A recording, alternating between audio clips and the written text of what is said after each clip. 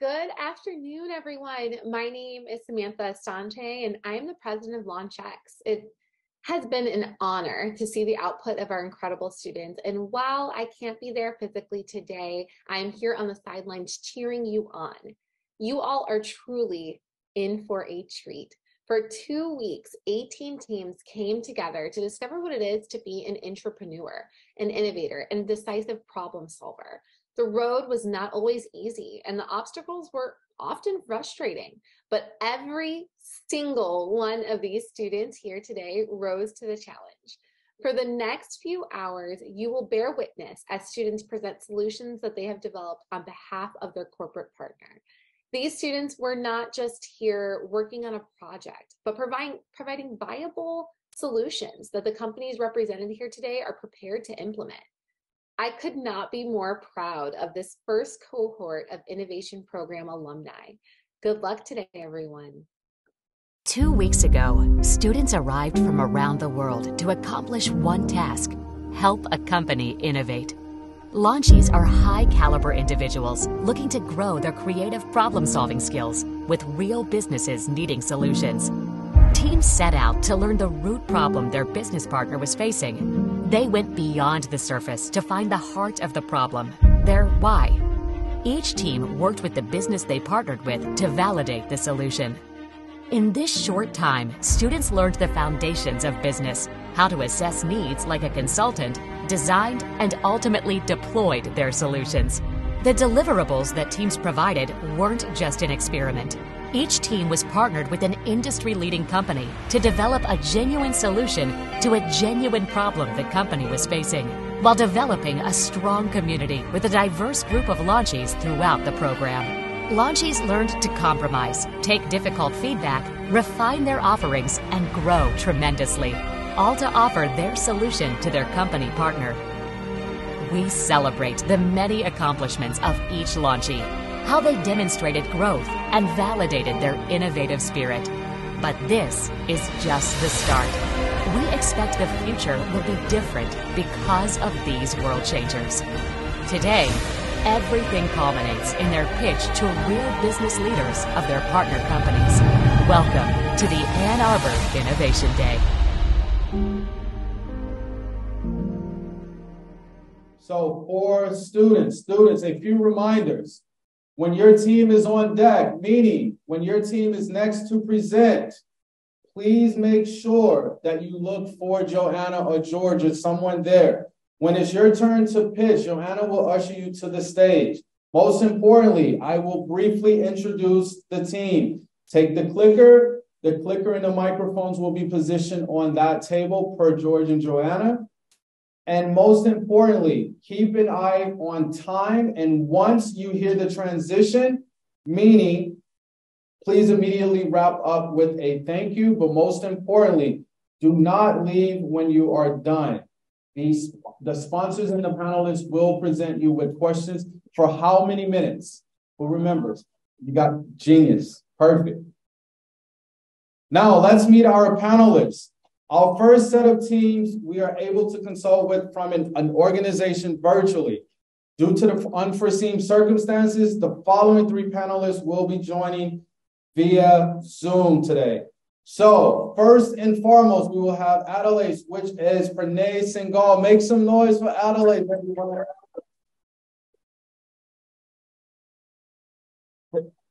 Followed by Veronica Berry, who is with True Diary. And Tiffany Green at Uprooted Academy. Make some noise. And again, order team 1, 10, and 13. So at this time, we are live. So if you are ready for the first team to launch, make some noise.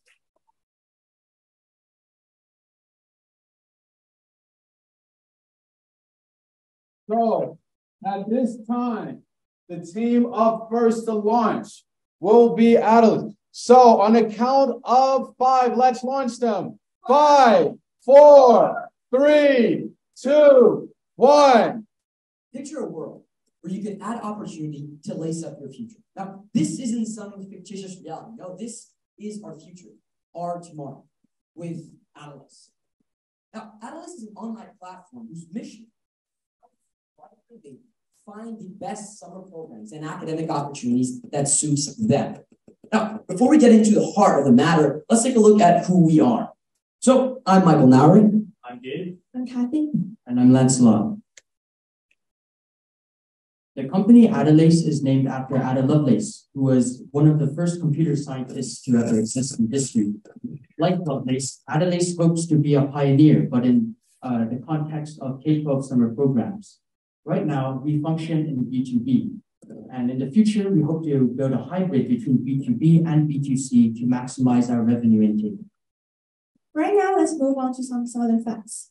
Over 6 million students attending summer programs, with over 15,000 camps across the country. This is an $18 billion industry, and this is our future. Incentive. We all know what it is. And in our case, we're not dealing with lazy, unmotivated students, but with high achievers and hard workers. So what does this mean? This means that we are on two foundational pillars. On one hand, subjective solutions, and on the other hand, objective solutions. And where does Adelace fit into all this? We sit at the intersection with both humanistic solutions at our disposal, but also more mathematical and statistical tools to help us help you.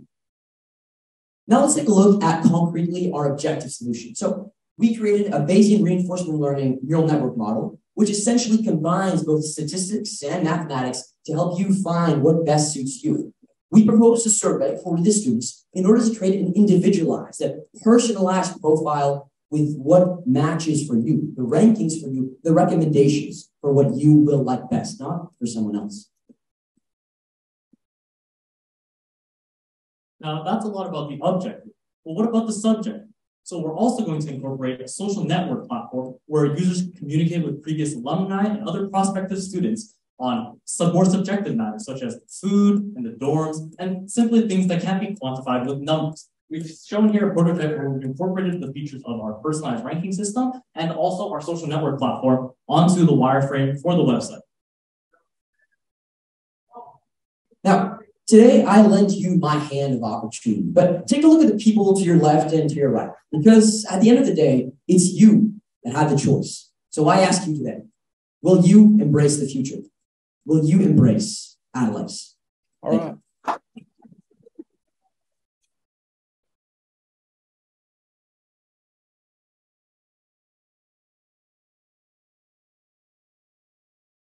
All right, and at this time, we will hear from our panelists in any order at this time.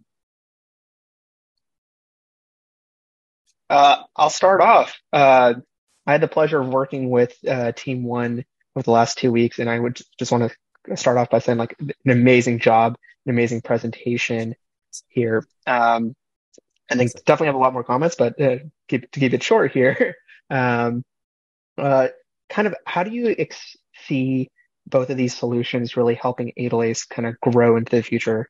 How would you quantify how this would help grow the business? That's a great question. Thank you for that. So once again, we think that there are two main pillars. On one hand, subjective and objective solutions, because, well, obviously you wouldn't want to have a purely mathematical based thing or process that tells you what is best for you. You also want that human touch. And that's what we're offering here for Adelace. But once again, they go together. So you want this human touch. You want past alumni to tell you, well, what they think their experience is about, what they think would help you. But you also want something more concrete. And in the context of, financials, we program that this would help Adelace on the short term with the ranking system, but especially on the long term with the amalgamation of both the social network platform and also the recommendation system. Any other questions? All right. So, ladies and gentlemen, let's give it up for Adelaide. Thank you.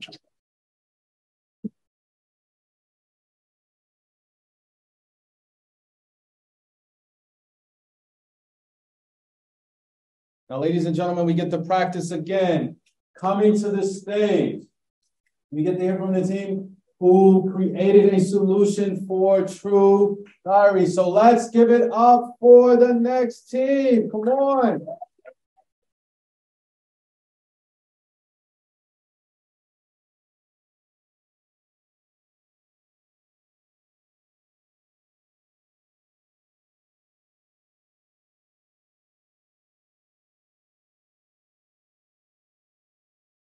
And let's count it down. Let's launch them.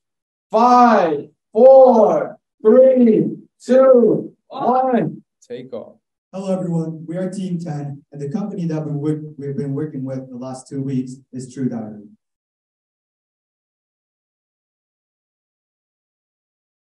BIPOC women in stages of pregnancy and their children have proven to have a higher mortality rate than any other races in the world.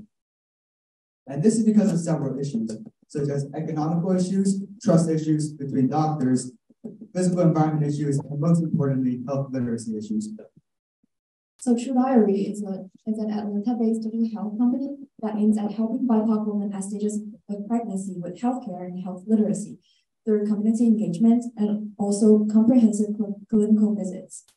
And True Diary holds a monthly offline dinners and conversation sessions to bring those women together and create a safe space in which they could talk freely about their problems. And right now, True Diary is trying to convert that activity into online sessions. However, we all went through pandemic, and we all know that we don't feel as close with other people when we could only connect with each other through online meetings.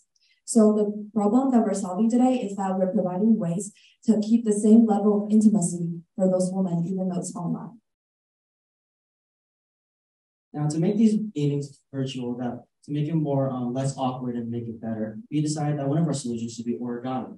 Now, engaging origami throughout these meetings online will help foster a sense of focus and would help bring more mindfulness, which would help ease interpersonal tensions and reduce awkwardness through shared creativity.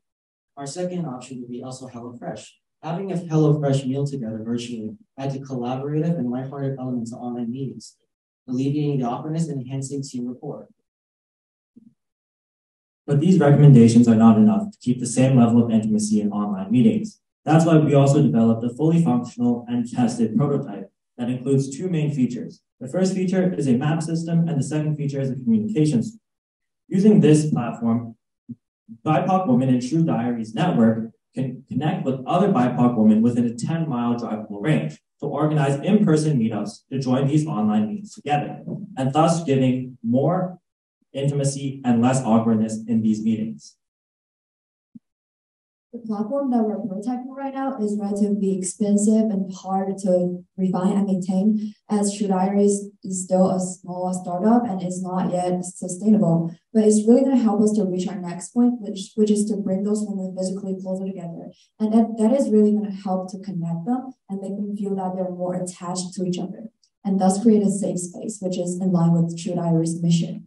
And those are the 2 points that we really want to emphasize. Thank you.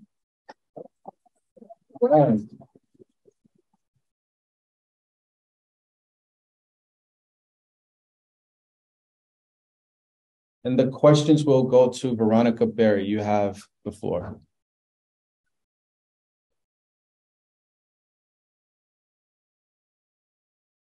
So I want to first say thank you guys. It was a pleasure working with you over the last 2 weeks. It's been very insightful.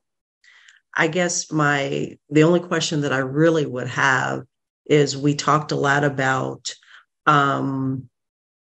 converting to online, and you mentioned I mentioned to you how the dinners were really intimate, and it was like girlfriends talking on a couch. So the question would be, you mentioned HelloFresh and how there's a possibility to integrate that into this type of online session, as well as creating a mapping system where women could look up other women in their area.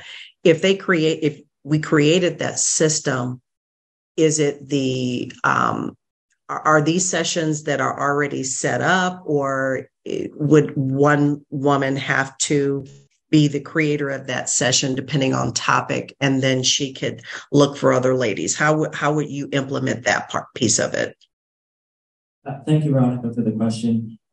With the system, it's mainly kind of like a group meeting, right, where there's a centralized Zoom platform that one woman would send out, and then through this other woman with the similar thoughts and similar feelings that want to share their experiences and register for this meeting, and that's be added onto the communication suite, such as like a group chat or really direct messages.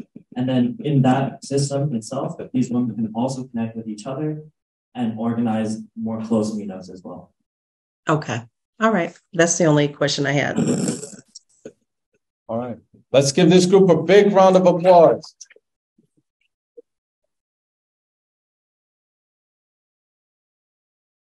Ladies and gentlemen, as you know, it's very important that we create a space that's meaningful for our students. So let's give 1 second for our technician to resolve the issue.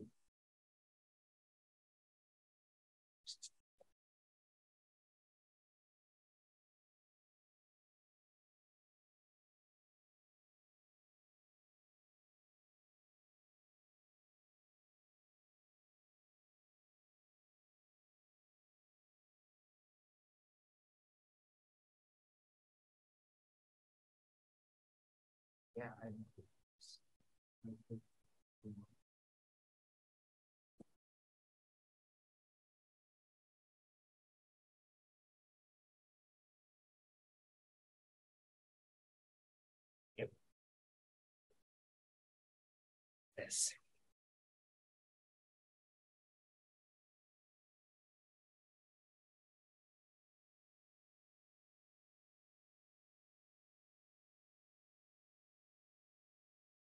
All right, ladies and gentlemen, so if you're ready to receive the next team, I need to hear you make some noise. Come on. So coming to the stage is Team 13, representing Unrooted Academy.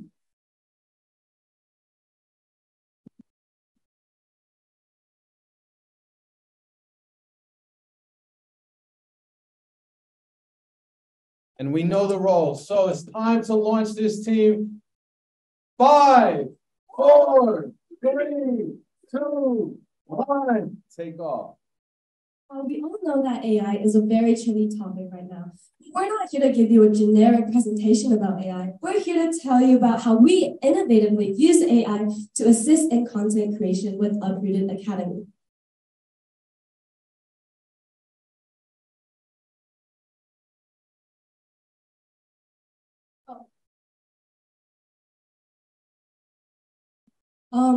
My name is Rachel. This is Harrison, Clara, and Nima. Okay, to provide an overview of our client, Tiffany Green is the founder and CEO of Uprooted Academy. And the organization currently has 2 versions of the app, the free and the paid version. And she hopes to increase traction on the free version of her app.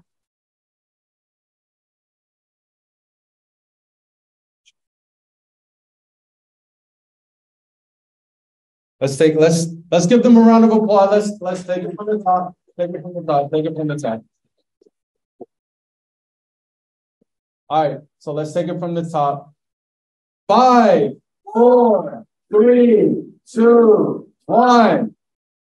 We all know that AI is a very trendy topic right now, but we're not here to give you a boring generic presentation. We're here to tell you about how we innovatively use AI to assist in content creation with Uprooted Academy.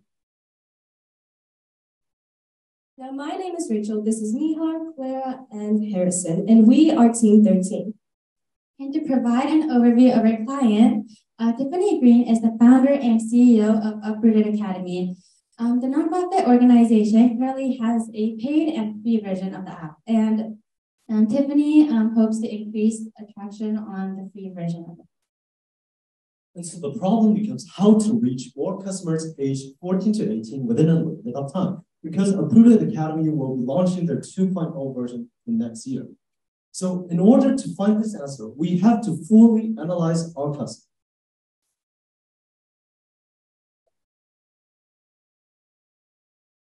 Yeah, so based on this red part, we can see that more of the student customers are actually more interested on those in-class study resources rather than applications. So that explains why there are less students downloading this apps.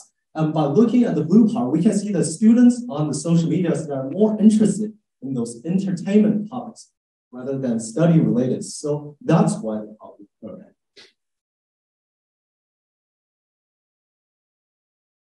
In order to address the problem of not being able to reach these low-income BIPOC and first-gen students, we decided to develop content and also through technological innovation, specifically AI, create hashtags on Instagram. Now the optimal number of hashtags per Instagram post is about 25. And what our app does is it scrapes the most popular Instagram college counseling accounts and finds 12 of the most used hashtags. Then we use AI to generate the other half of these hashtags. Specifically, we use a word net to create dozens of synonyms to these 12 different hashtags. And then we use a BERT transformer model to filter them down into 13 different hashtags. That way, we can follow current market trends by using these already established hashtags and forge our own path by using these AI-generated hashtags. Now, the future for this prototype is very bright. Now, we understand that right now we simply have a code, and it might not be the most user-friendly thing. So what we decided to do was to create an early prototype of an app. We simply type in 5 different accounts, press generate, and it will generate 25 amazing hashtags for videos, such as this one. This is the future of Instagram marketing for Upwarded Academy. Thank you.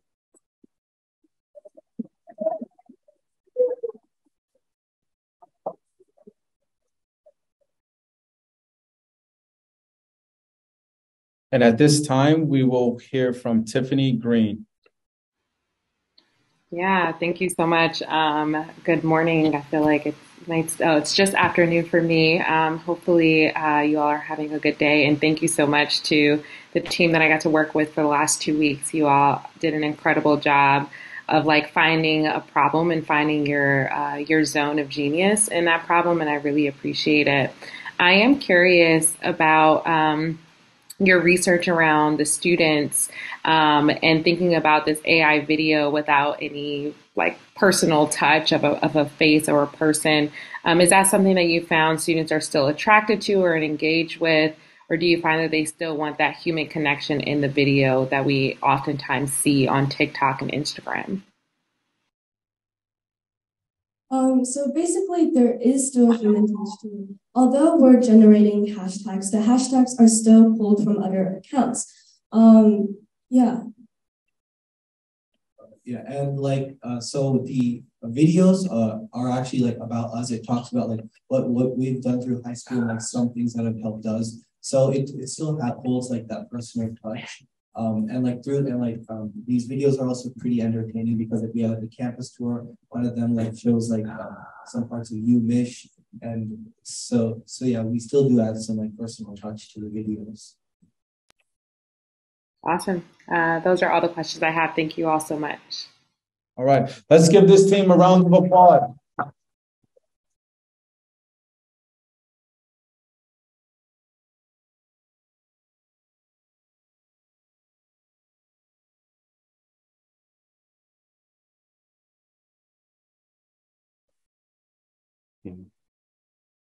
Testing.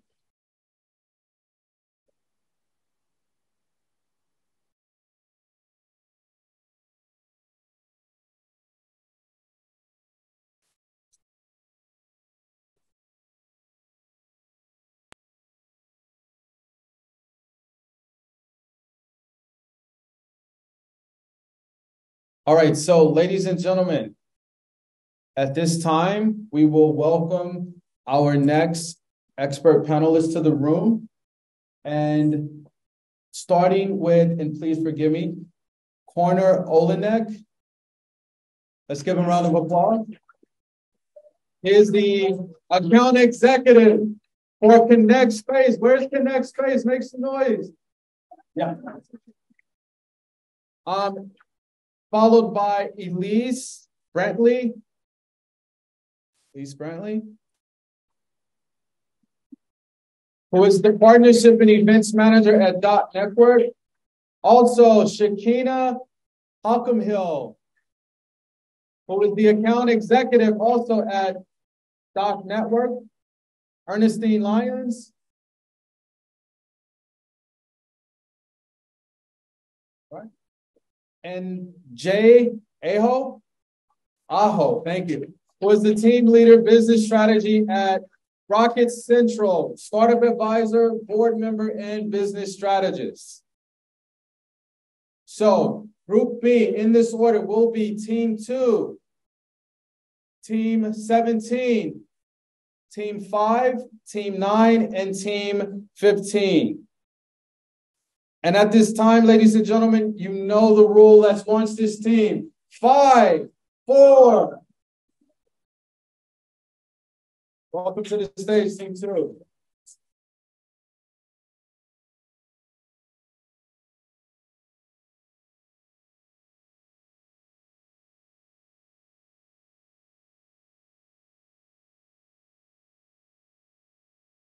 Good afternoon, everyone. This is Team 2 and our sponsor is CamDoc. CamDoc is an electronic health distribution organization which has been in the market for 13 years. Over the past 13 years, the brand has built a strong reputation in the market. Let's start with introducing the team. I'm Adi, this is Adam, that's John, and that's Team 1.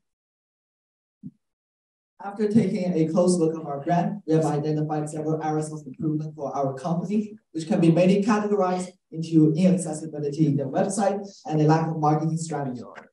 So here are our solutions. Let's do it after. So first, we're going to redesign the website in order to make it more simpler and also more attractive. And second, we're going to add an AI chatbot that can help users with the registration process. And finally, we're going to add a new marketing strategy. So our solutions will greatly improve our consumer experience and also help our company stand out. All right, now let's take a look at the components of website redesign. So point one is pricing. Some customers may have been lost due to inconvenient pricing. Our competitors have already implemented accessible pricing onto their websites, and we need to keep up. But point two is spell check. This is just another feature that's going to boost the user experience.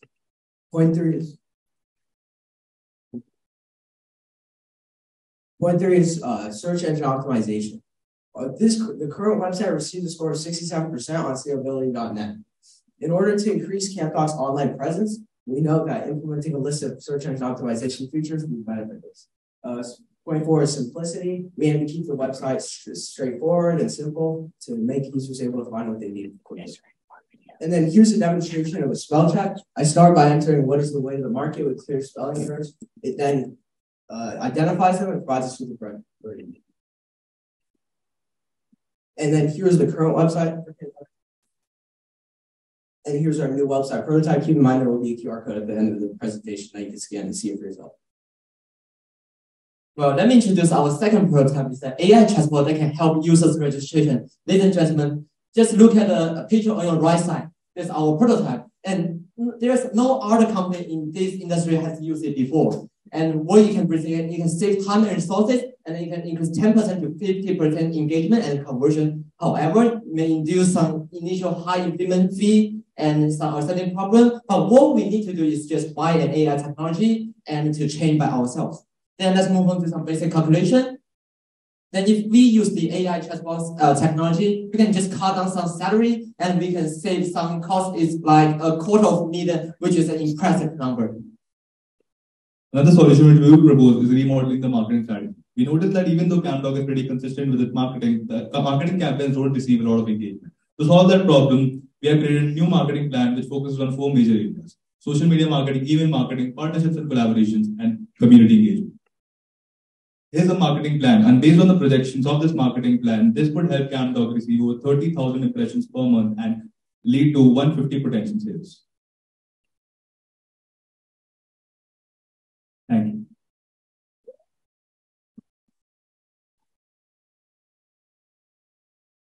And we will now hear from. You guys can scan the QR code to take a look at the prototype. Let's give them a round of applause. Thank you. And now we will hear from our sponsor.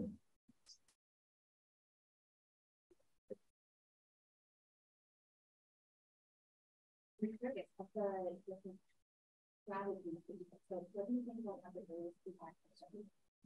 first of all, thank you so much for being physically present there. It means a lot. So, out of the marketing strategies we proposed, I feel the one which I feel Camlog should put the most emphasis on is creating a campaign account, right? So, when talking to the sponsor, we came across the story of the founder that when he was in high school attending a camp, he saw that children were getting wrong medication because of lack of awareness. So, what we aim to do is create a community where people like the ones in the camp who are unaware of what medicine to give can meet people like the founder of the company who are aware. We aim to create a community where people who can make use of knowledge about medication meet the people like the founder who have them. We can turn that on. This will help CanDoc, create an individual impact and fulfill its motive. Not only this, if we take a look in terms of financial benefit, right? This will help CanDoc create a concrete image in front of its customers and also just create an impact overall. I can't. Why is it not coming up anymore? All right, so let's give them a round of applause. We should work now. All right, so you guys, thank you. I'm sorry about the technical issues we're working. Okay, video is up. Okay.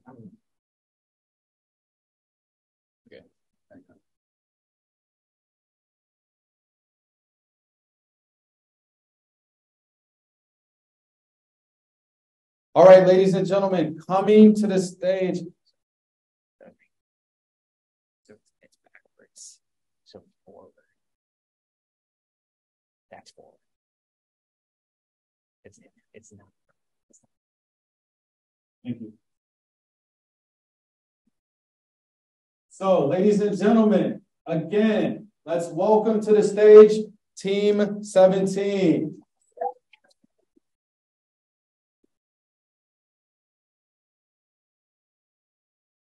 We know the rule. Let's launch them. 5. Everyone, we're Team 17. My name is Evelyn. My name is Eric. My name is Roxanne. My name is Kim. And our sponsor company is Doc Network. So what is Doc Network? Doc Network is an electronic health record system, and they have 2 products, CampDoc and SchoolDoc. However, CampDoc currently makes up most of its revenue. It has around 10 times as many clients, which is why we'll be focusing on increasing the number of clients and increasing the revenue for SchoolDoc in this presentation.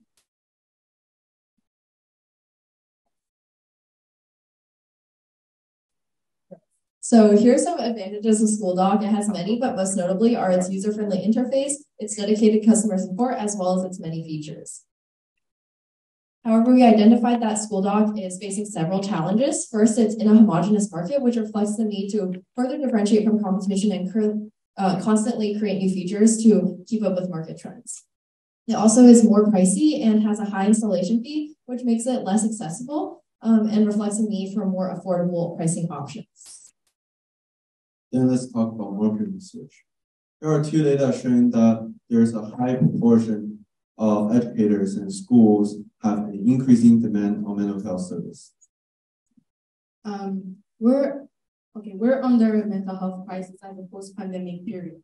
But 80% of students having anxiety and 60% of them having depression find themselves untreated. While many schools are keen to address that issue, 88% of them are unable to do so, with 48% of them not having enough funding. Therefore, our consulting team found ways to enhance customers' experience with Doc Network services, going from the mental health crisis to many other problems. Now, ladies and gentlemen, I'm very proud to introduce our solutions. We'll have 5 different solutions for CampDoc product, but we're only introducing first 2 of them due to the time limit. The first one is for mental health community. We have constructed an Apple and Android-based app for students to fill out the service on their phone easily, and data will be securely transmitted into the online server. The data will be quantitative analysis, and it will give out a score for each student. The score will then be analysis and just to examine if there is any potential risk for anxiety disorder or depression, and their counselor and mentors will be ready to be warned if we have detected any suspicious activity. And now we're going to introduce our extensive pricing tiers. Previously, CampDoc and SchoolDoc has only 1 pricing tier, which is a normal pricing tiers. with very dedicated support and very much features. However, this would ensure many costs and make it not affordable to most of the companies and schools. However, now we have a light version which have less features and less dedicated support, but we can have more. It can be built monthly with less fee and be more affordable for most of the companies and the camps. Thank you.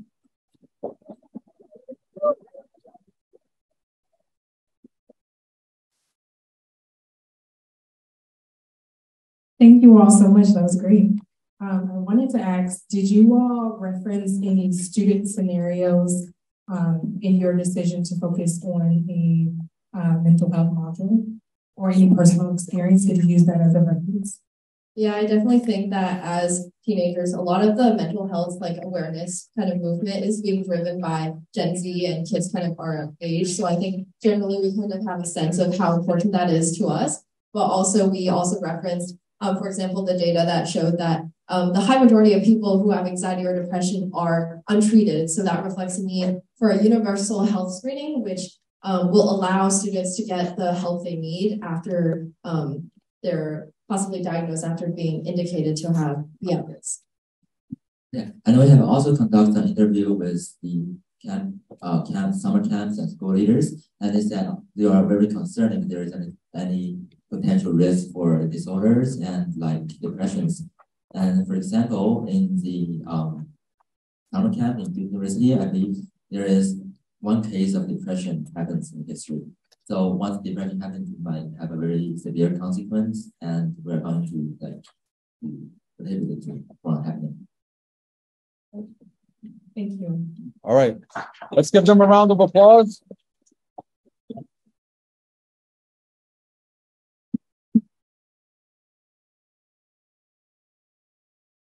Now, ladies and gentlemen, coming to the stage at this time will be Team 5, represent Connect Space. Let's give it up for them.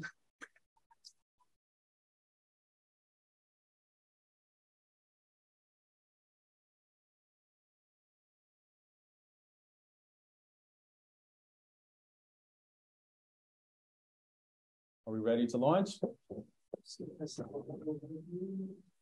Yes. So let's launch them. 5. Lift off. It takes just the right combination of wealth and resources to grow a company. That's the problem that our sponsor, Connect Turns, has tasked us to solve. You see, despite being a 7-year dominant market veteran in the event planning market at Michigan, Connect Space is still out there searching for that perfect combination of resources so it can branch into the nation and become the best company it can be. Now, this is the problem we were tasked with. How can a company grow with limited funding? Among the various solutions we considered, we ultimately decided on an intern circulation program. This is because interns can increase the company workforce, growth capacity, and brand recognition, all at an affordable cost. Introducing Connectors, the go-to platform for your company to find top-notch interns. Our platform will provide growth with 4 simple steps. First, we will find the best interns from local top universities. Second, we will use a combination of both in-person job fairs and virtual connections. And third, we will vet these interns through determined company standards to make sure they work at their best. And lastly, you'll get several exceptional interns at a fraction of the cost. So why interns? In a recent study, around 80% of college undergraduates have said that they did not have an internship. And of that 80%, over 67% reported that they would like an opportunity at an internship. And hence, we believe that there are more than enough interns in the market for us to choose from. Now let's take a closer look at the company growth timeline. Connectors will start its recruitment virtually, but move into in-person recruitment later in year 1. In year 2, once we gain sufficient funding, Connectors will look into recruitment outside the Michigan area. So how are we going to bring in these interns? It's simple, using these 3 virtual outreach methods. Online and in-person flyers, personalized emails, and a dedicated LinkedIn page. All 3 of these methods contribute to our unique trump card, which is making the interns feel that they've been invited to the opportunity. I now present to you the Connections app, the one-stop shop for small, overworked companies with brilliant ideas but equally brilliant interns. This platform is dedicated for recruitment, but it's not only an opportunity to find quality interns, but also an opportunity to find valuable members of a future booming business.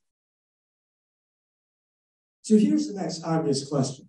Why us? Well, it's because we're a decisive, relentless, specialized, and dedicated team whose sole focus is to bring you the brilliant. I'm Josh, this is Sai, this is Audrey, and this is Ivan. And if you're interested in anything we've said to you today, then please feel free to contact us after this pitch and support Connectors so we can connect brilliant interns for you.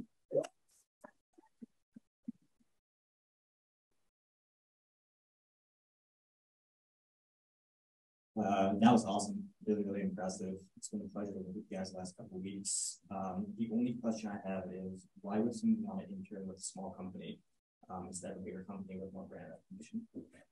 Good question. Well, kind of as we've worked with you these past few weeks, we've sort of learned that, brand recognition is really hard to come by. And when looking at a lot of other companies, a big part of that brand recognition comes from company size, right? If you have a big team, it says big revenue, big foundation, and thus, more likelihood to succeed. Whether that's true or not is a different story. But from appearance, the human size of your company, right, the size of your team has a big role to play in your company reputation. And so we believe that if we get interns, which is a cost-effective way of increasing your team, both not just on the appearance level and on a size level, but also on the efficiency and productivity level, right? If we bring in interns, your team seems bigger, you have more work capacity also to follow that up, and it's gonna be way easier to get brand recognition based on the size of your team, and it's gonna be way easier to contact people. And I think to add on, first of all, thank you for coming in person. But to add on, I'd just like to say one thing that's really important is opportunity. With a small business, interns get a bigger opportunity and a bigger role compared to like a large-sized business with hundreds and thousands of employees. In fact, with a smaller business, they can have a higher leadership role and possibly gain more experience. All right, let's give them the biggest round of applause. Good job, guys. Next, coming to the stage, let's give it up for Lynn Global.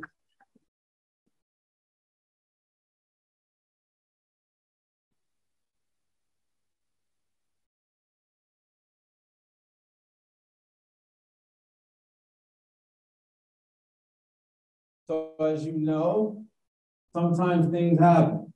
And unfortunately, right now, we will save yours for next because we have an unforeseen circumstance that's beyond our control. So please bear with us. But let's give them a round of applause as they walk back to their seat. Sorry about that.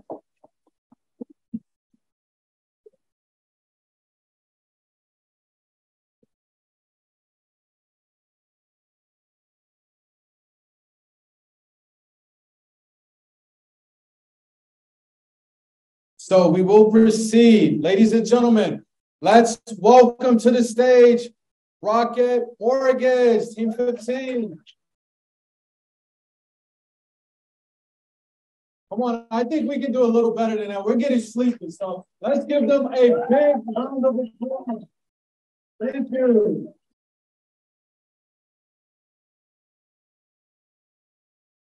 Are we ready to launch?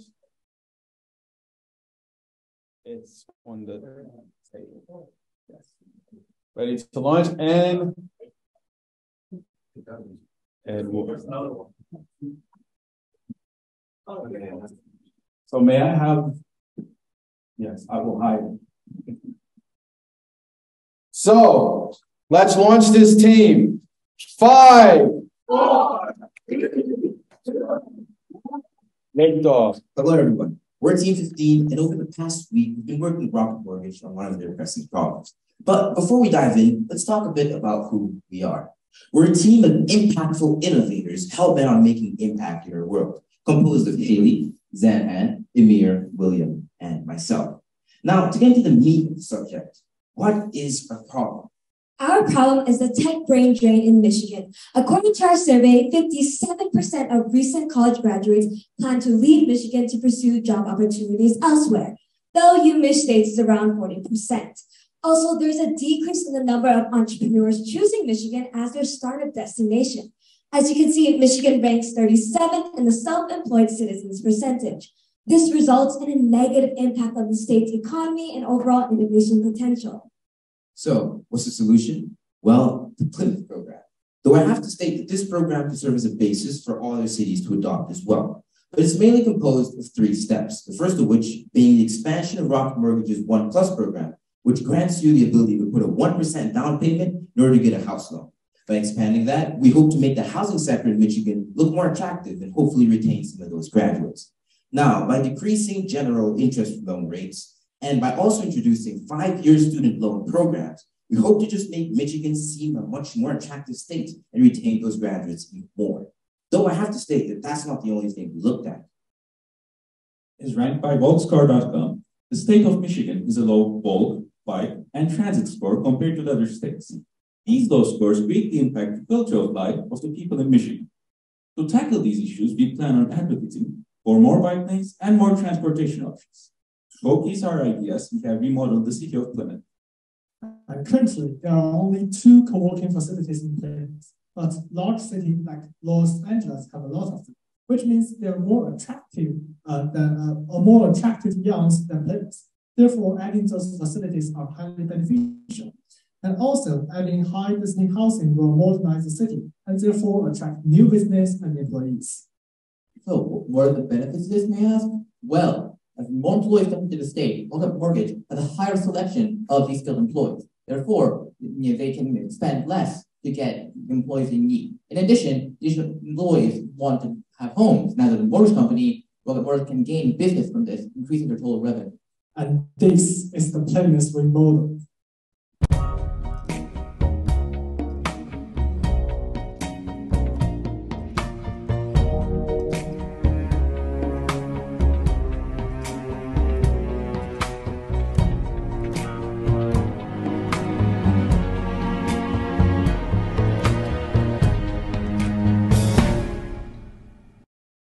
Thank you for listening. If you'd like to learn more about our idea, you can scan these QR codes.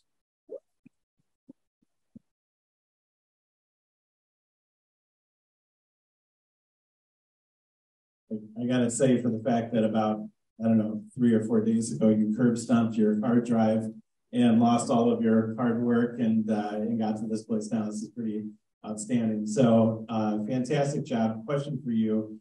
How could you potentially leverage what you learned, what you put together here for a community, whether or not it's a Plymouth, but how can a community take what you've put together and leverage that and try and achieve some of the objectives you put out? So I come from Burkina Faso, and a problem in Ouagadougou as well is that we have a lot of smart people, a lot of people with big American universities usually, but who often stay in America and don't come back home, either because they don't see opportunity or because, just as Plymouth, there aren't any job, or just Michigan, there aren't any job opportunities there. And I think that this research applies very well and almost directly to that, where a lot of the ideas that we propose here could actually be implemented back in my hometown. Increasing the number of co-working spaces, increasing the number of job opportunities, motivating big companies in Ouagadougou to have internships and create that demand. All those are things that we found, and all those are things that could be applied in order to make Ouagadougou a more friendly place. All right, ladies and gentlemen, let's give them the biggest. And keep in mind, they only had 2 weeks. Just imagine if it would have been four weeks, almost to, let's say, 2 months. We probably could solve some of the humanitarian issues we have in the world, right? So let's give them a round of applause as they walk to their seats.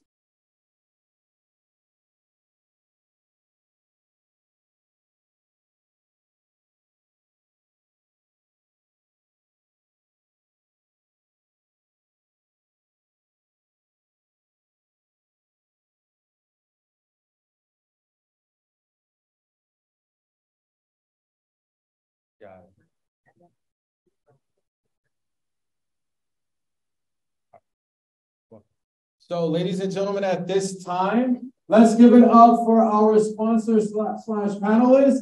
Come on.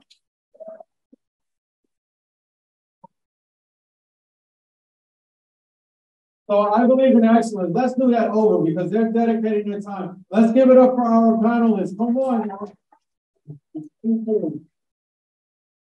All right, so at this time, we will have a 10-minute intermission and we will return and we will continue with Innovation Day. But at this time, if you need to use the restroom, check your cell phones, etc., please do that now because once we start back, there will be no walking. Thank you. Please, I only know it. Guys,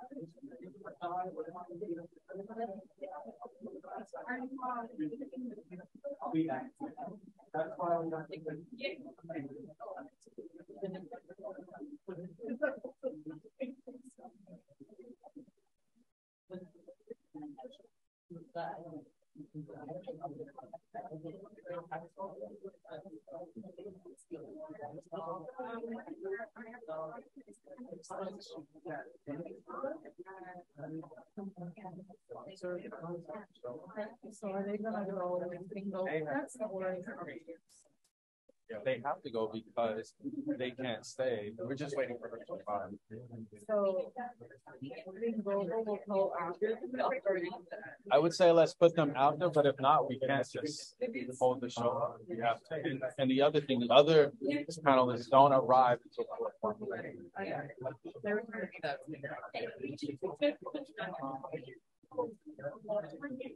They went through soon, so the first one wasn't.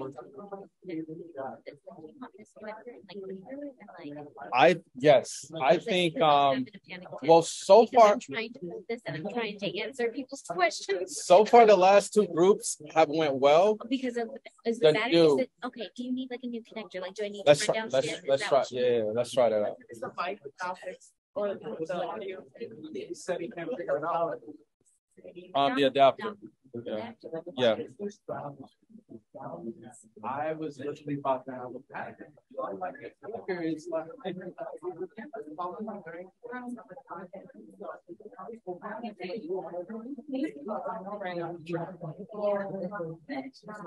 Can we put in I don't want she gets there. She very opportunity.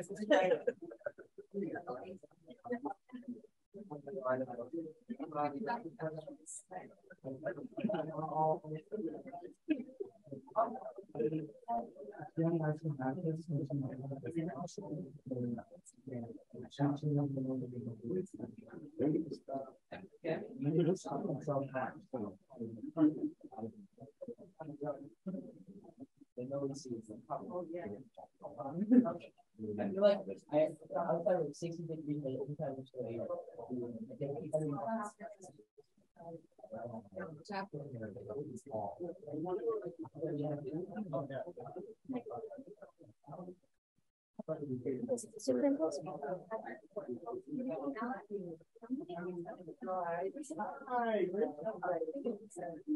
Well, that's not gonna work. What is this do?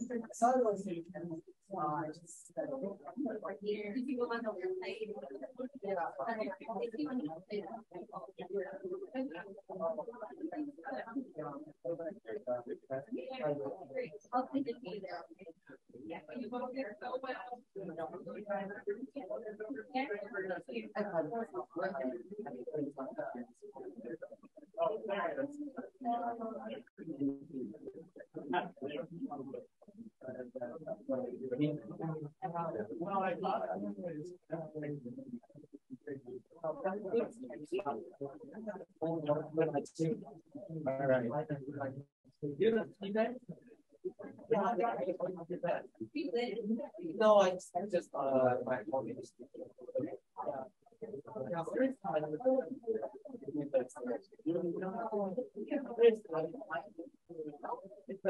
the most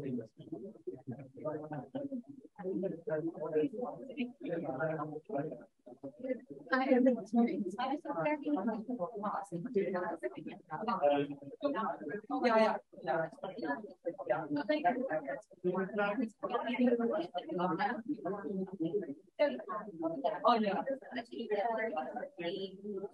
Okay.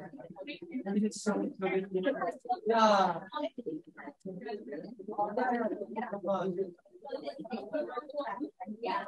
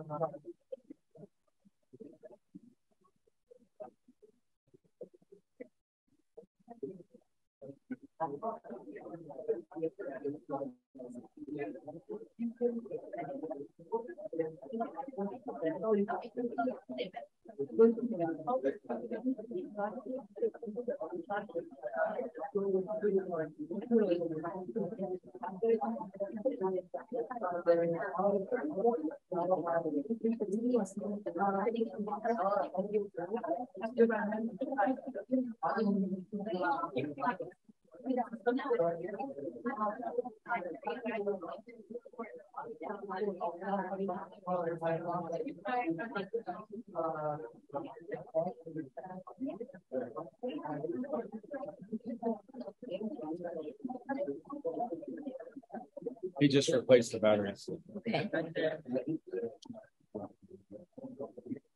So which one did you change out? Okay, what's this? So this one is not going to work? One is not good. Why?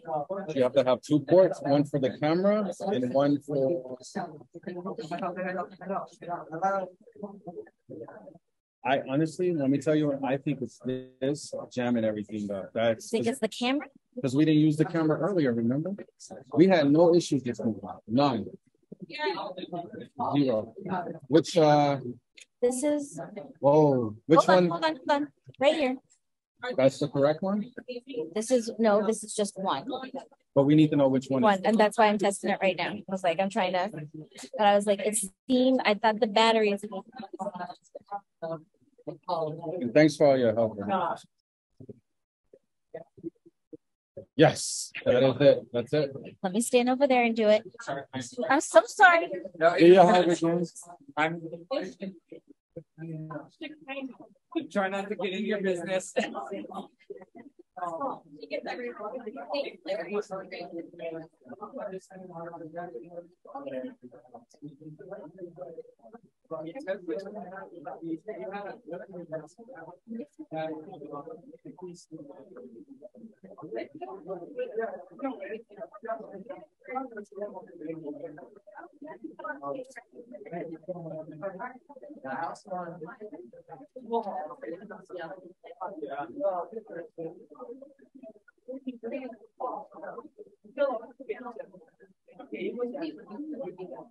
Is it freezing?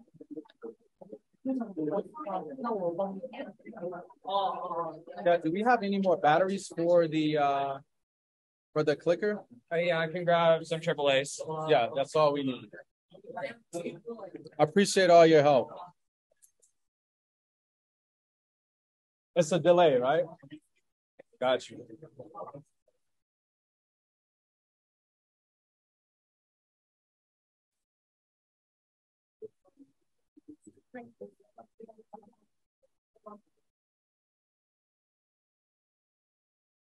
Stand here and let's see how that works. Maybe we put someone here who's controlling the clicker.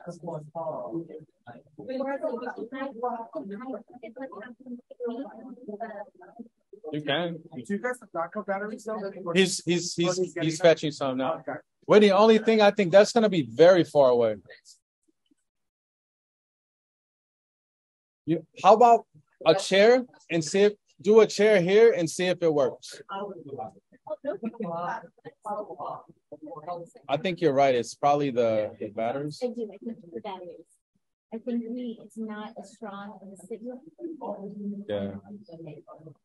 And can you check with George and see if the camera is still, because we lost it for one of the groups. It shut off. If it's still connected.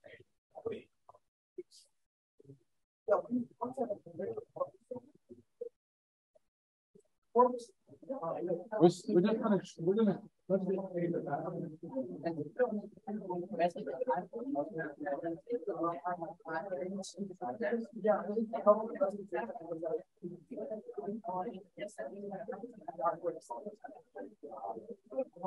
works. It's Yeah. just that a lot of teams are clicking towards the screen and the signal's going down. Yeah. instead of here.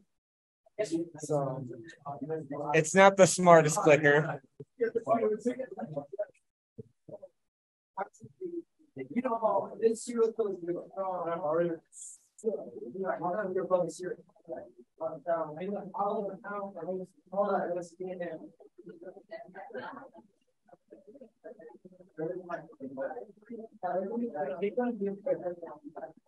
it's like this. That's great. Yeah.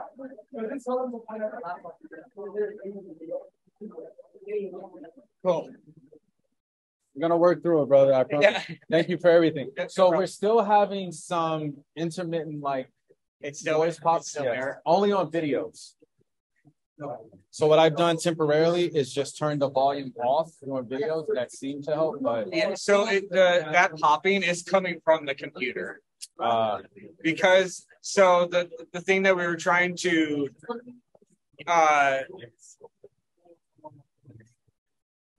we couldn't avoid is using this cable, and it is that how did you get the zoom back?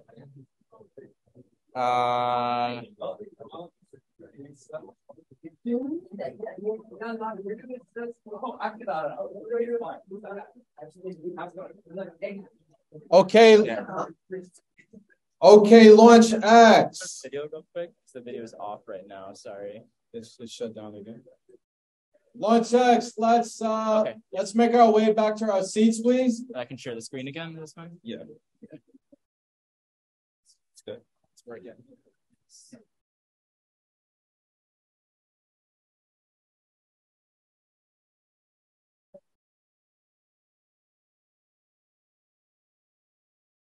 Yeah, the easiest solution I have is muting the video. Okay. It's the quickest fix. I got you. Thank you very much. Okay.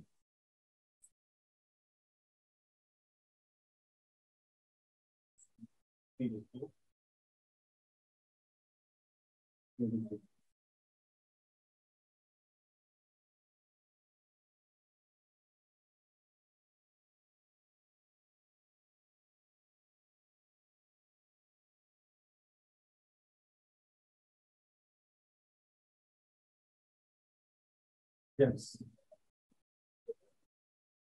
Yes. We just used the battery, so it should be good. Okay. Let's welcome everyone back. So at this time, we are ready to receive Team 9. We were shortly delayed, but now we're ready to launch. So let's welcome Lynn Globo.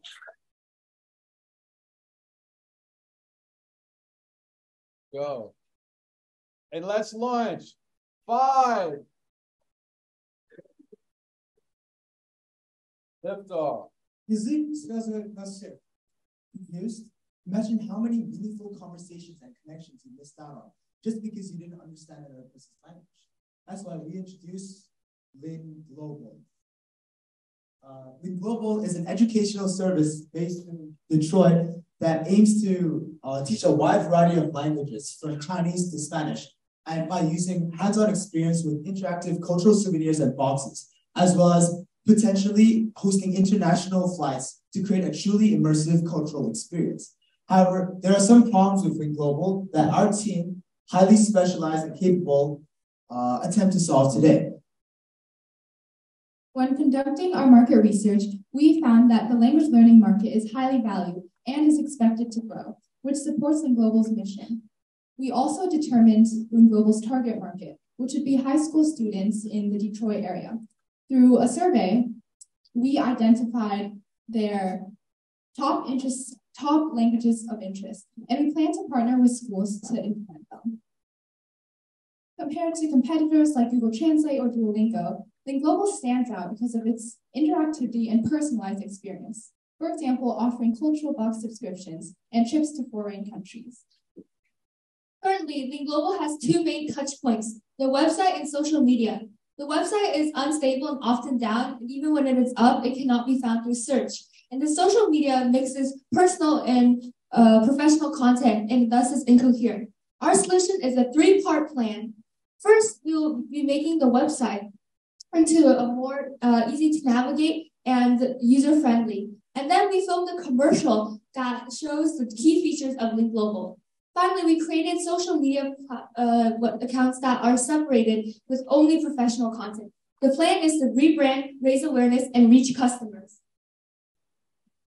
To reach our target audience, we created official social media accounts on Instagram, YouTube, Facebook, and Threads, and we began collecting emails from potential customers interested in being notified about the launch of Lynn Global. In addition to this, we also made a complete rebranding of the website. As you can see in the picture behind me, we decided to focus on 2 main colors. Blue that represents the calmness and security, and the yellow that represents the joy and happiness that you get from learning language. In addition to this, for everyone here, especially for Detroit citizens, we decided to add pictures and videos of Detroit to make it more familiar. Aside from that, we also made 2 commercials. One, prepare your ears. Okay, so one is one is YouTube ads, Facebook, and Twitter. To earn profit, we plan for Lynn Global to offer 4 different financial plans, a free version, premium version, and added options of cultural boxes and trips. With Lynn Global, you can finally understand what I said at the beginning. which means language connects us all. Thank you very much.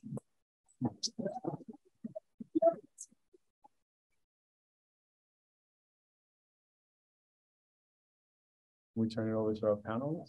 Questions? Well, I do have to say that this was a phenomenal job, and I don't know if I get to say anything about anything. It's yours. Oh, okay. I think you guys did a fantastic job looking at, not only customer acquisition models, and then also narrowing to the Detroit market specifically. And so I would just have to say, were there any thought on your part? I know you specifically focused on marketing, but was there any thought given to sort of a 5-year plan on customer acquisition, or just any of that for recommendations in terms of what you should expect going forward? I think in the long run, we can just continue to, we talked about a potential international flights to other countries, and we say potential because it's hard to kind of arrange those things without a reputation. So for the long term, we plan to kind of build our business, build that reputation, and then slowly start to use the cultural boxes and subscriptions to show that, hey, we're here, this has been global, we're in Detroit. And then afterwards you start to expand, creating international trips and create something truly awesome. And yeah. All right, let's give them the biggest round of applause. Congratulations.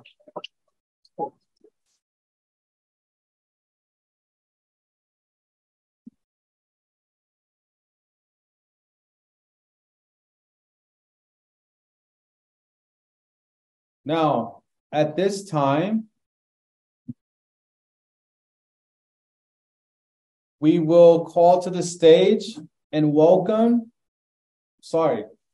let's hear it for our panelists for Group C, Sagan Works, Grounded, Giacot, Robotics, and Human Element.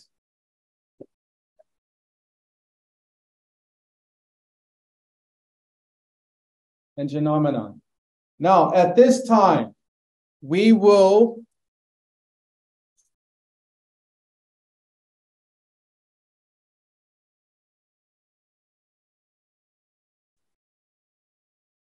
one second. At this time, we will call to the stage the Plymouth program. Let's welcome them.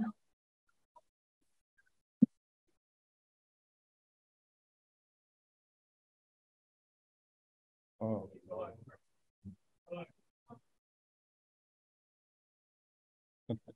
Sorry about that. Okay, it's on me. So, Group C, we will have Team 11, Team 6, Team 4, Team 8, Team 16, and Team 18. Now, coming to the stage, let's give it up for Team 11, Sagan Works.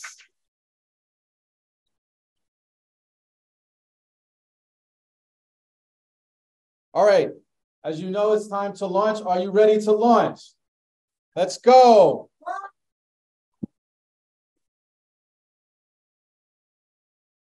Everybody has a very unique story to tell. That includes each and every single one of you in this room right now. Your story deserves to be heard. Sagan Works can help you do that by effectively allowing you to showcase your story to the entire world. Before we get into that, let's first meet our consulting team. My name is Zoe, and the rest of my team includes Druva, Michael, Max, and Charles. So our sponsors company, Sagan Works, is a pre-revenue startup company that focuses on creating 3D virtual spaces that can be used to showcase artwork, personal portfolios, and other creative designs, while allowing the users to have a personalized and immersive experience through said spaces. Today, Sagan Works has around 300 daily users that are active and over 10,000 all-time users. Currently, they're in the process of updating and revamping their application. The times change, and if you don't change with them, you'll get left behind. Even though this quote is from the famous comedian Bradley Walsh, this is no laughing matter. This is a serious issue that has devastated thousands upon thousands of startup companies from all over the world across all different fields. Fortunately, our sponsor, Works, is visionary in terms of realizing that the age of artificial intelligence and metaverse has begun. And if you look at the above chart, you'll realize that both industries are experiencing rapid growth.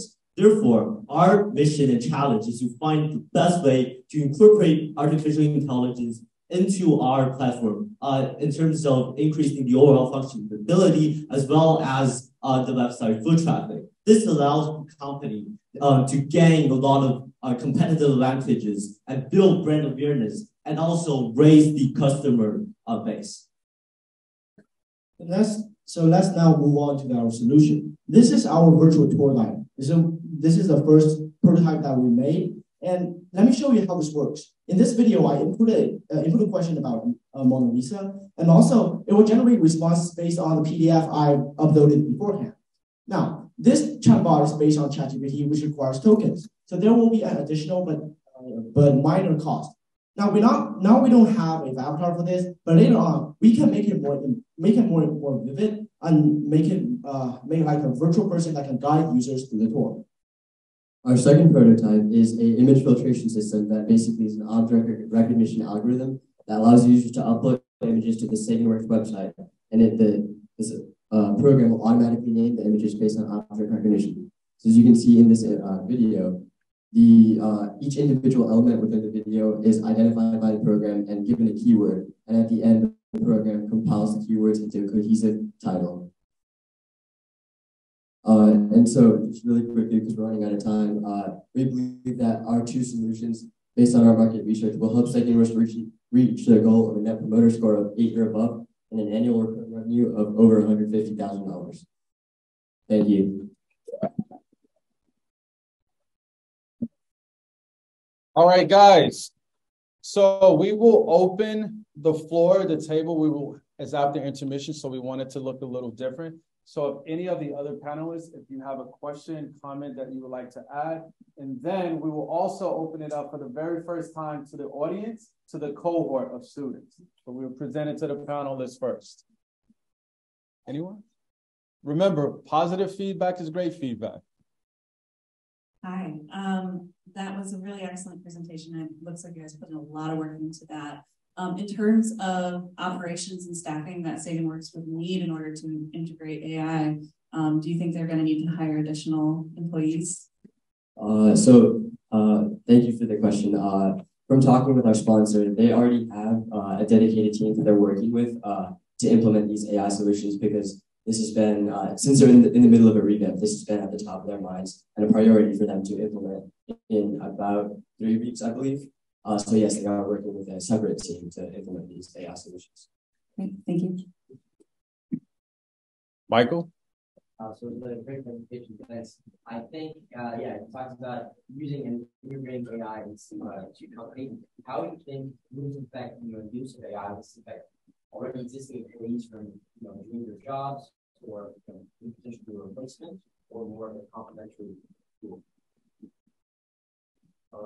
I would say that the pure functionality of the AI in the solutions we presented are more complementary, but obviously, that is our sponsor.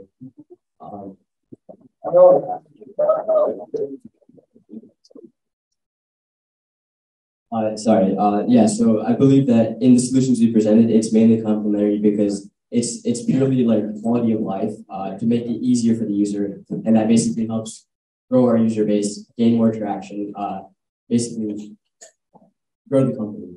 So it's basically quality of life.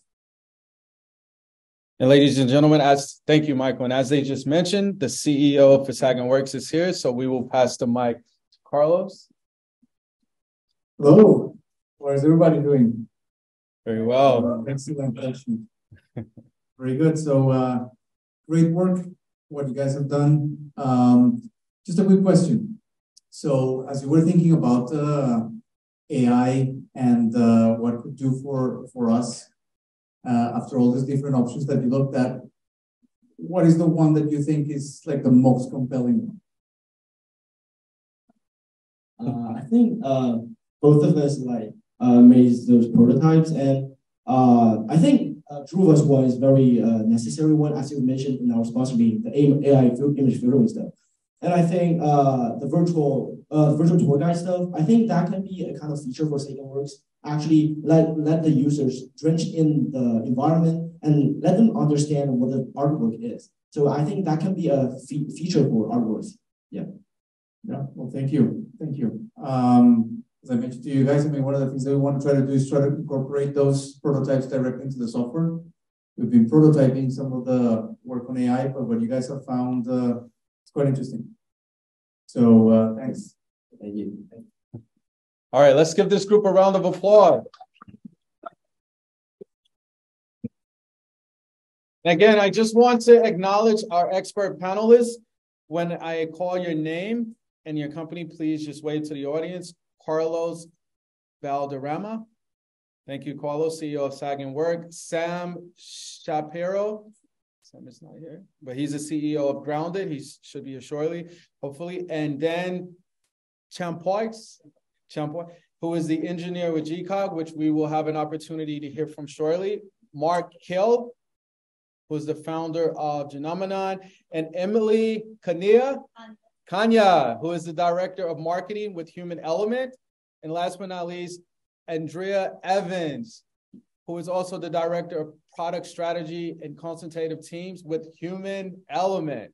So let's give them a round of applause for being with us today.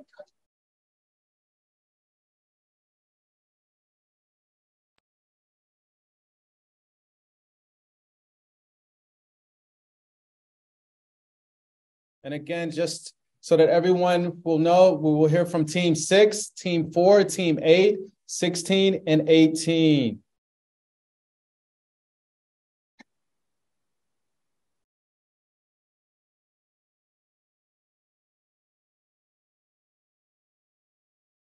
So ladies and gentlemen, coming to the floor at this time, let's give it up for Grounded G2 Camper Van.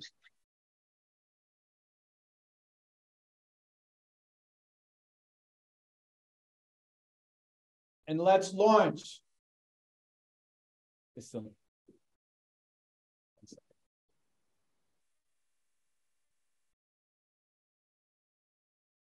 All right, so we have some great news.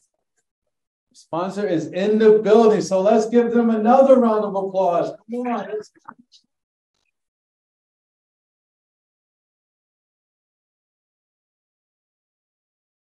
And let's hear one or two people from the audience. What are you most excited about today? We've heard some really amazing presentations.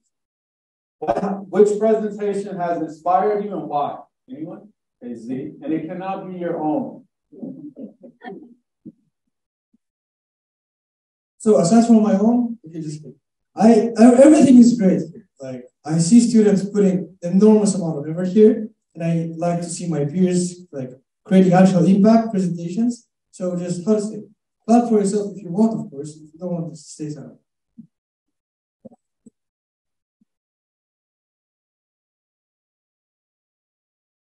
Hey, my name is Adam Fisher. I just want to say it's really inspiring to see all my classmates go up there and speak very confidently, and it puts a lot of confidence into you as their classmate to see your friends doing a good job. So it motivates you.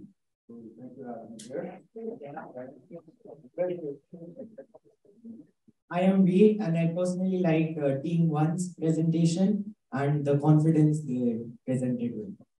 Thank you. One more person. You know what? Let's hear from the RT staff.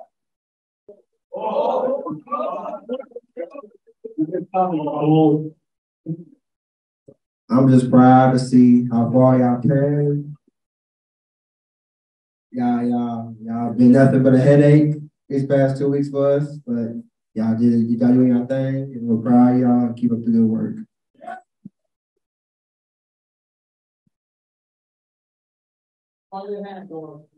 Good. All right.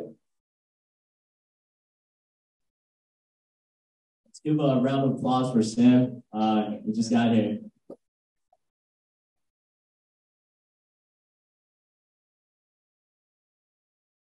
I'll help you.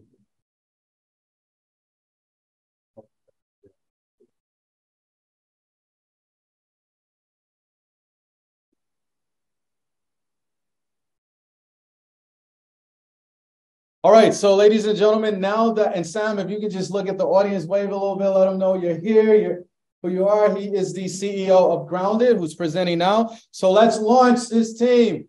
5, 4, 3, lift off. Stay grounded while launching into adventure with a brand new G2 campaign. Team 6 is here to help push this product out into the market, as well as improving Grounded's marketing structure to generate more sales revenue. My name is Jackson. I am Moaz. I'm Brandy. And I'm Wesley. After extensive market research, we have found that majority of our participants express interest in electric camper vans. In fact, we found a positive relationship between interest and the average household income of our participants. So we concluded that the target market consists primarily of affluent people. On top of that, we found that customers mainly prioritize amenities, sustainability, and convenience. So we targeted our marketing campaign towards these values. Grounded has a unique entry into the market because it appeals not only to families seeking to live sustainably, but also those who want to reside long-term in RVs. Of Grounded's major market competitors, Forest River specializes in traditional gas-powered RVs, while Lightship specializes in towables. So what's our solution? Our solution is composed of a 4-step plan as follows, starting with an influencer affiliate program. So for an influencer affiliate program, it's especially beneficial for a smaller company like Grounded, as there's no upfront pay and there's more incentive for influencers to promote. In addition, there will be a 4% commission rate as well as a cookie duration of 20 days. And here's a board on demand. So we choose our influencers based on 3 different metrics. The first one is social media engagement. We want to make sure that our influencers are socially engaged with their audience. The second one is the influencer general. We want them to be technologically focused, maintaining sustainability and have environmental potential. So in order to do that and create brand recognition and our audience engagement while we are launching our product in the market, we use social media marketing as a marketing strategy through different 4 platforms: Facebook, Instagram, TikTok, and YouTube. And here's the example. Next slide, please. So with our ad campaign, we'll have the A/B test plan. We'll run 2 different genres of ad, and then we'll compare the conversion rates for our future marketing purposes. We recommend that Grounded explore opportunities to partner or vendor at RV events such as these to help the company gain exposure and attract new customers.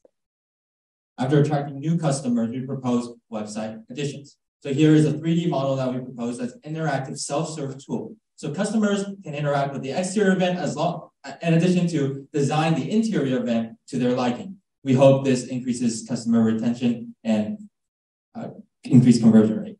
And here is a financial chart that showcases our financial feasibility. And as you see, if we invested a total of $2,200, we can get a total revenue of $540. Thank you. Please ask any questions.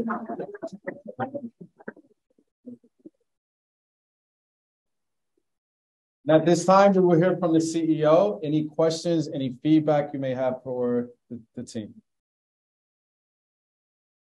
Yeah, I mean, we've been over the presentation together, so yeah, thank you guys. Thanks so much. That was amazing. What do you think? What do you think our biggest challenge is looking forward? I think our biggest challenge would be comparing to some of our competitors, especially the gas-powered industry.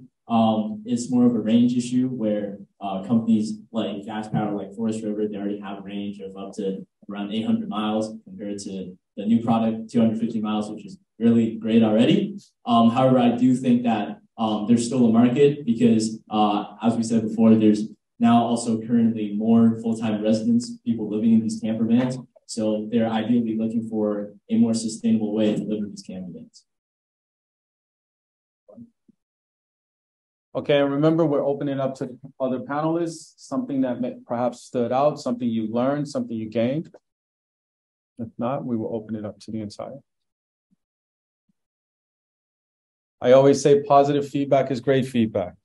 Yeah, let's say, I mean, this is a really, really interesting presentation. And out of when you did the analysis on the market, aside from the competitors, did you explore anything around people learning how to use these vehicles? I'm just curious. Yeah.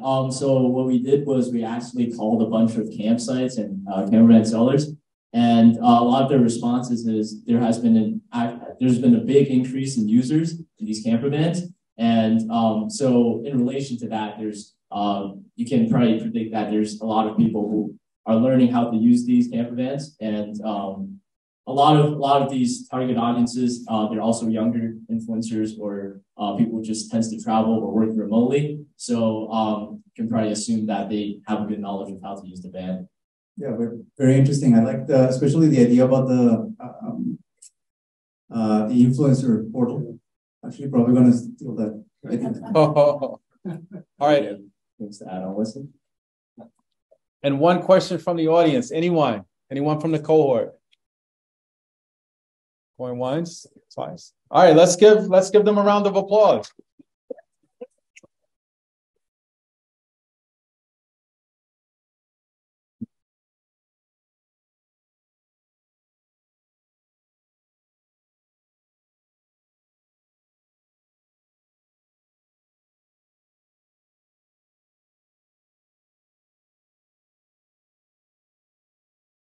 So, ladies and gentlemen, let's welcome to the stage Team 4 with Geekot.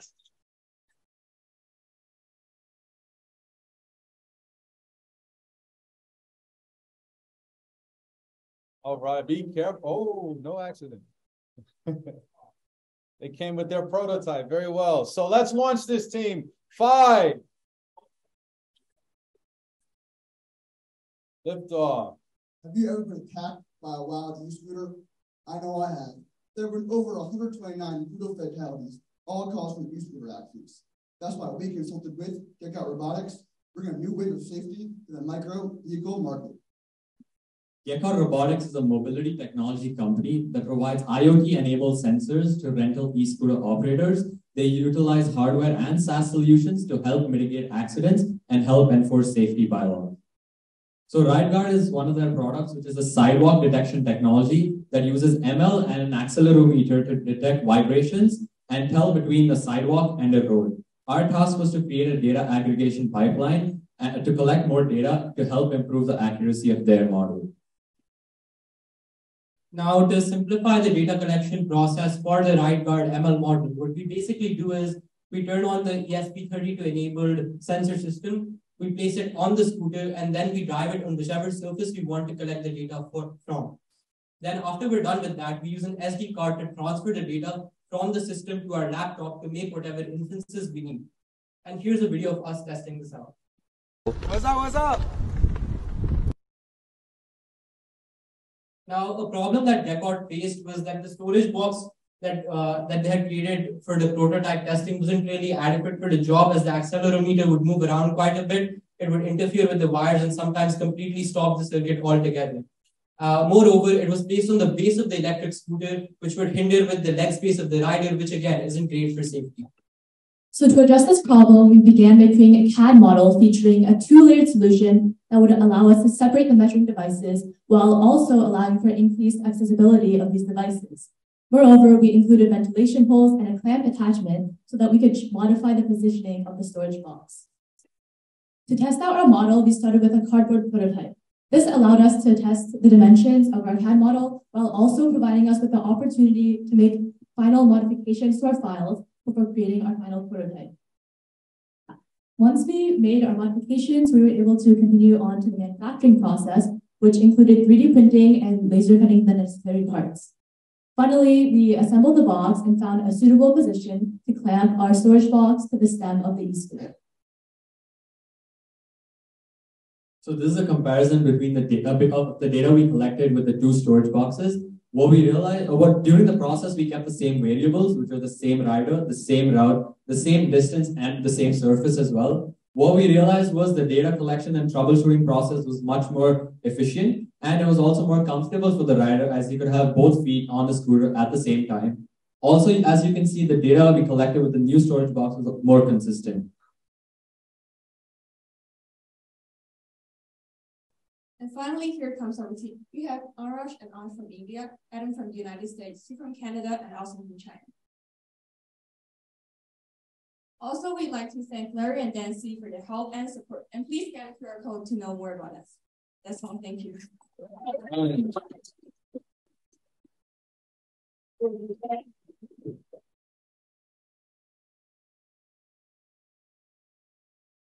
I can go back.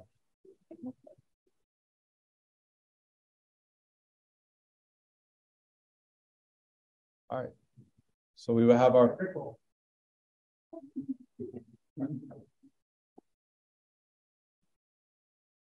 excellent job. Phenomenal job from all of you, except for Adam, as usual. But no, really more above what we expected for sure. So, question for you: that very last statement you said that the new box location was more effective, or the data. I can't remember exactly how you stated it, but I'm curious. What are you basing that? You're saying that the location was better for the data that we collected. And what was your metric? Did you make that determination? Yeah, so essentially we did our A/B comparison testing as you had suggested during our sponsor meeting, where we kept all of the same variables except for the placement of the storage box. And through that, we found that one of the main concerns was that maybe the additional movement of the scooter stand would interfere with the data collection. But we actually found that not only did it improve the user's experience, but it also improved the consistency of the data, both because of the additional security of the measuring devices, and just generally, we found that it didn't make too much of a difference, but just enough that it would still be able to be implemented with the existing ML model that you have developed. There's one more. I just want to give feedback that, given that this was a 2-week program, I think you guys did a really great job of, not only gathering all of this information, 3D printing, data collection, and, just kind of building this brand new prototype, and your high schoolers. So just awesome job. Awesome job. Thank you. All right. Thank you.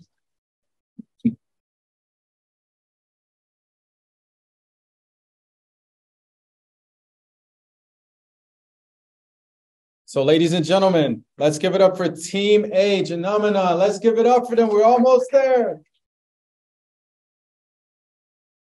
Let's go. All right, so let's launch this team. 5.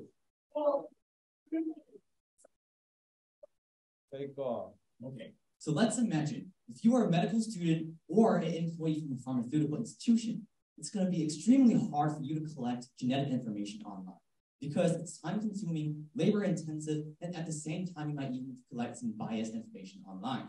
But here, Genomina is the company that can solve all of your concerns with its AI-leveraged search engine called Mastermind. But this company right now is currently encountering some little problems, which is communication problems occur during this scaling.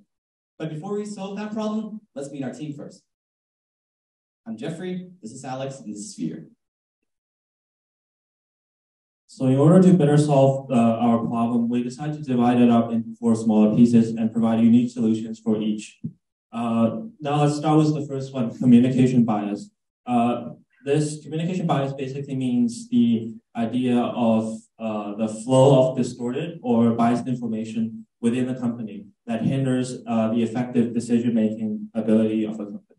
And we propose 2 solutions. The first one is cross-department teaming, which basically tries to encourage the sharing of information between different departments to reduce the bias. And the second one is employee feedback, which is to provide a channel for employees to give their own take on a given issue to try to foster a more interactive and collaborative communication environment.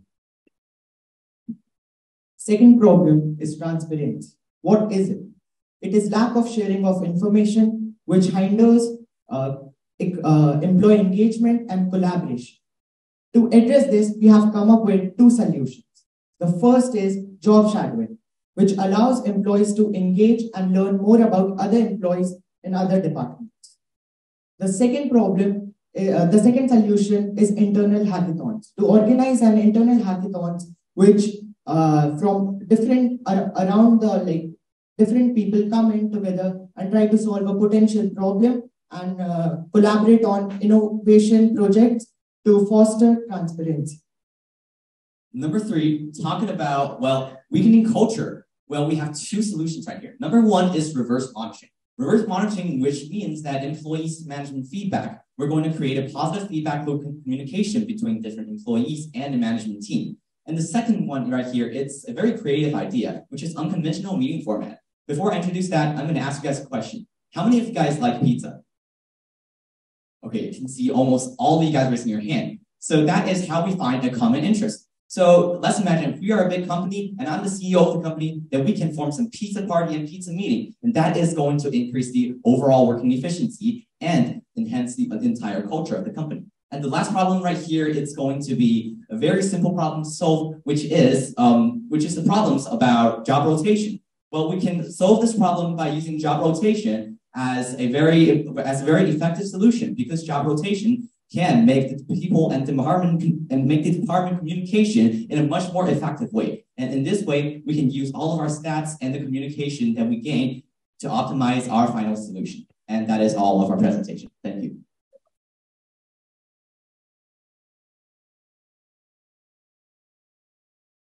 Okay, so ladies and gentlemen, again, we will open the floor to both panelists and students. So we will start with the panelists first. Any feedback? Quiet? No worries.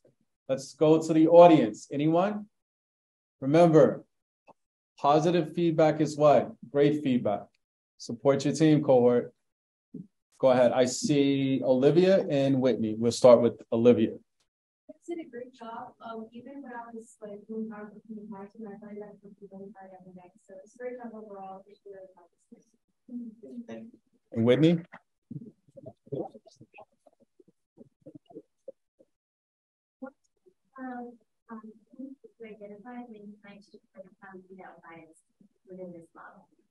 Sorry, is it about communication bias? Yes. Okay, so there are actually 2 types of communication bias, and we've elaborated these in one of our reports, which is number 1, the bias that happen between gender, races, and in this form, we are using like team discussion and also, as we say, job shadowing to sort of resolve this problem from the end. And at the same time, the second type of information bias, which is the ineffective communication, which is, for example, if I'm in a marketing team, then I probably will deliver some error information to a finance team. And that is going to lead to, information and communication gap. So we're using 2 of our proposed solutions on our first slides to solve communication bias effectively. All right, let's give them a round of applause. Good job, guys.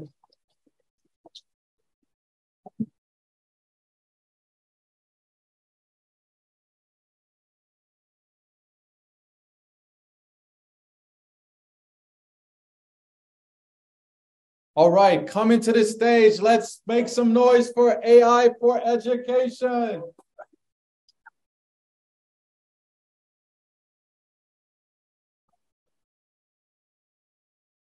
That's the order of the, all right, take that back. Guys, come quickly. Come. Trent. Oh. It's really fun. I think if they switch the seating and the beating, then really fun.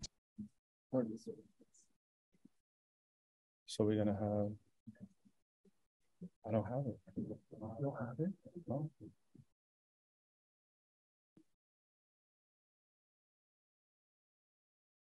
Yeah, I don't have it now.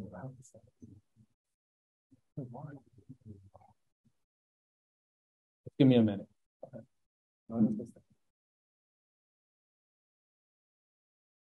Just give us one moment.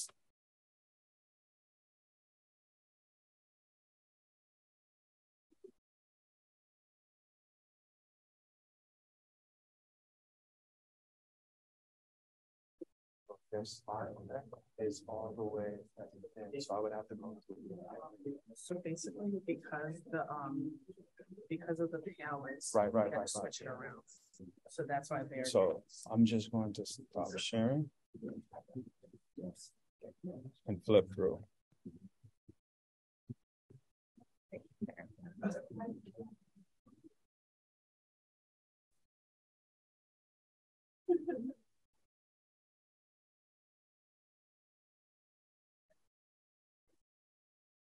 do an AI thing. We should. And we can't just have to swap out. I just wanted to say that the battery looks like it's a little low. Okay, thank you.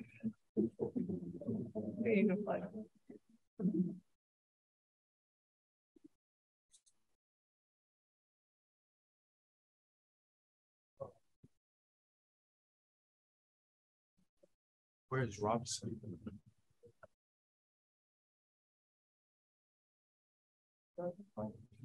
No, it's plugged into it.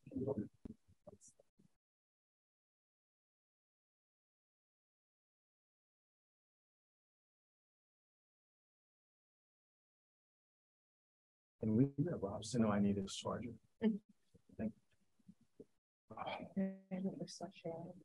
Nah, I'll have it in one.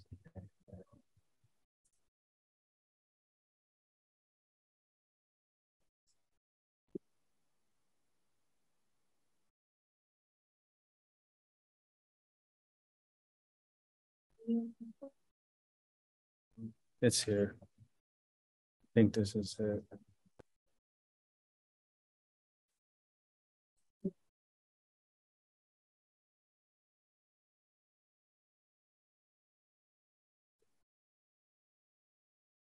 All right.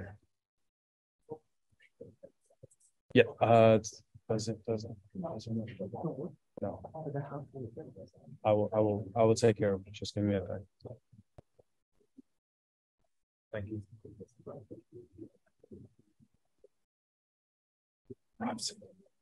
Robson.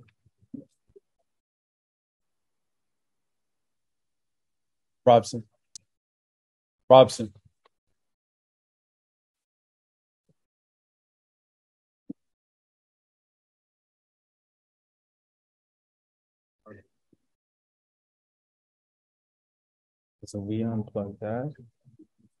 We're gonna unplug the camera. Only other option. Like this one. I got it. Go here. And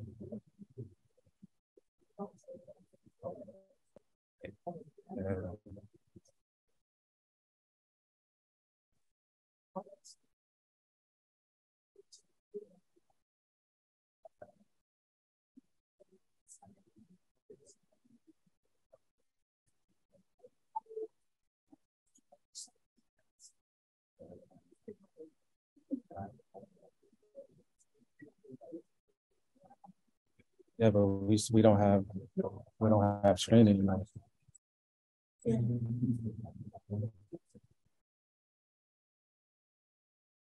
I do just want to make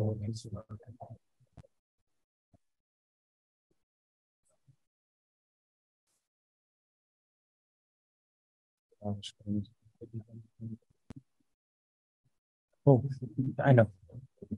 Maybe the one to work. Let me see. Okay. No. Oh, yeah, sorry. So it's good. No, but I need the adapter. What do we do? Oh, the adapter. Yeah, adapter. I need the adapter. Or let's try this. Let's try this.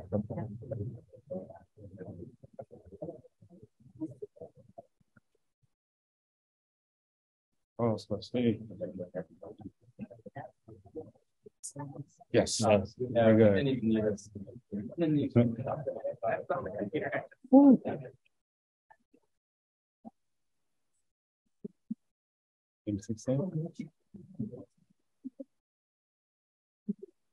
All right. Welcome back. A short intermission. Sorry about that. So, ladies and gentlemen, and I believe in excellence. So, can we walk back up? I want to make sure that you get the best and the highest praise for your 3 minutes. So, ladies and gentlemen, you know at LaunchX, we're all about pivoting. So, thank you for your patience. Let's welcome Team 16, Human Element, to the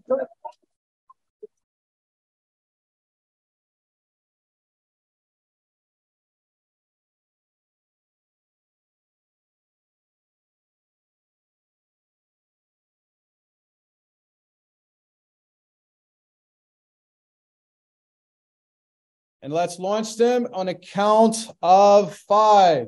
5. Lift off. Hello, today we're going to talk about Human Element, a digital e-commerce consulting firm combining innovation with expertise, turning your dreams into reality. Our team.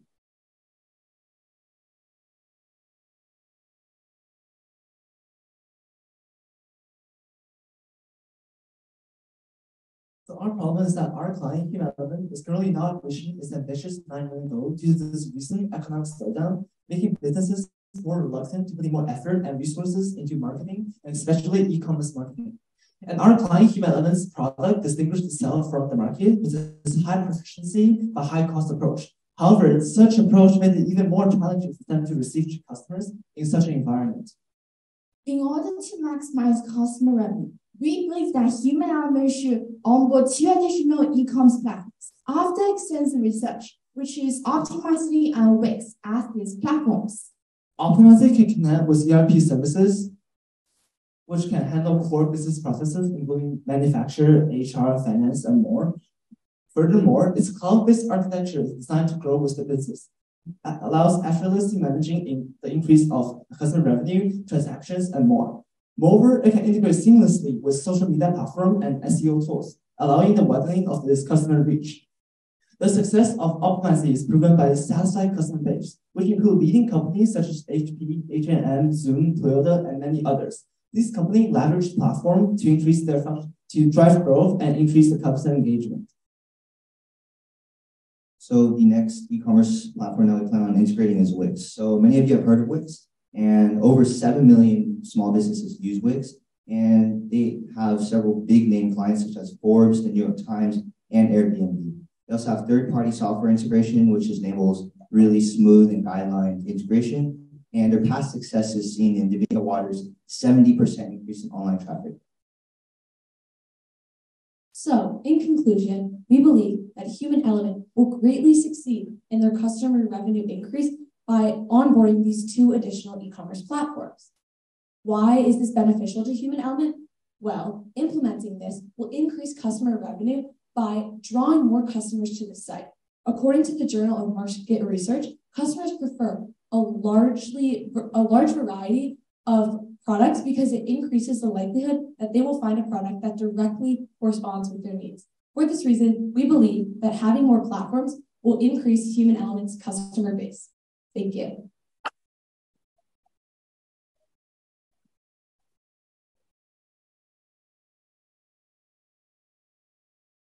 Alex, Eric, Hallie, and Emma, thank you so much. I'm very impressed with just 2 meeting consultations that we had that were probably maybe half an hour. You guys got a good grasp on what we were looking to do.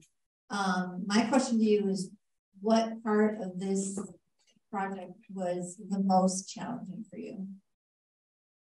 I believe it's good to have 2 perspectives, so I'll let Alex go first. So I believe it's the choosing between the e-commerce platform, because a lot of the e-commerce platform is really excellent. So we have Wix and Optimizely right here. I think you recommended another one to us, and we ourselves were looking at surveys as well. It's really hard to find which we believe is the best suit for Human Element's customer, which in the end we finally arrived at these 2, but it's never like the most optimal. You can never tell. Yeah, in addition to Alex's words, I feel that researching so e-commerce is kind of a broad topic. So I feel like diving in, finding the different platforms was probably the most challenging part. So market research was challenging, and I think that's where we spent the most time on. Thank you. Great, thank you guys. Wow.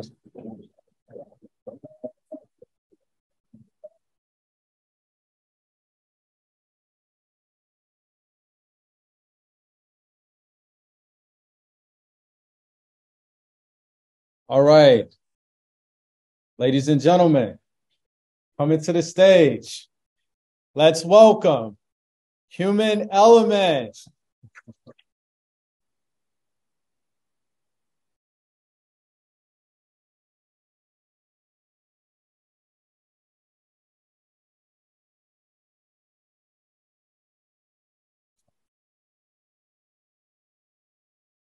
All right, let's get ready for takeoff.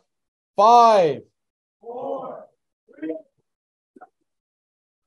Pause, hold on. That's not loud enough. We're almost at the end. We're ready to lift off. Let's go. 5. As we stand in the midst of an incumbent AI revolution, what the e-commerce industry desperately needs is this sense of connection, relationship that brings on the human element. With the US e-commerce market targeted to reach almost $1.1 trillion in 2023, our client, Human Element, is a consulting firm that leverages these opportunities to provide tailored e-commerce and technology-oriented solutions to businesses. Hello, everyone. I'm Peter. I'm Neil. I'm Tanvi. I'm Steven.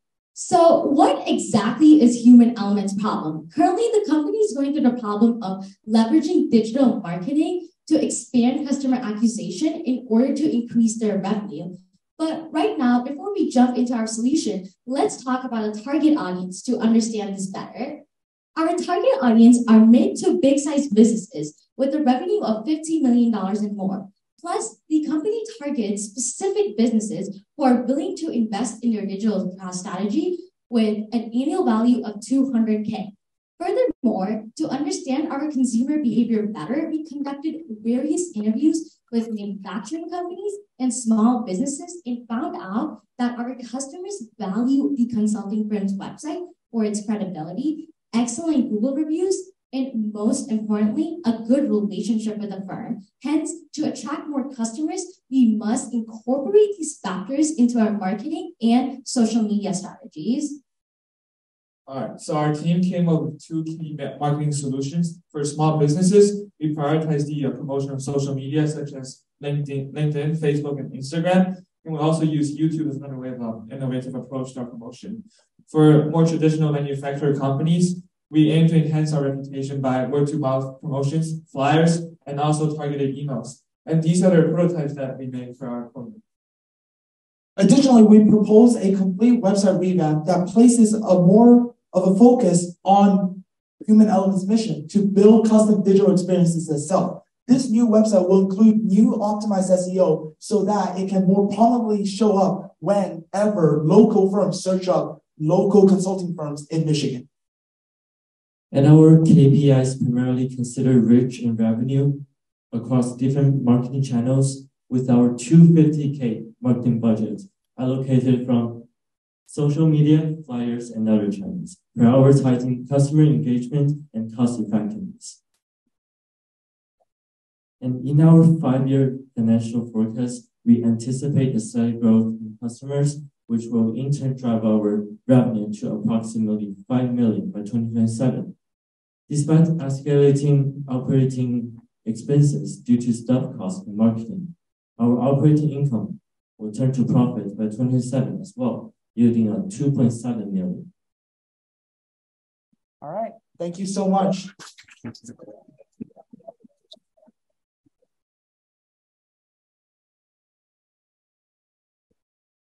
Thank you guys so much. You did a really excellent job here, and it was a joy to work with all of you.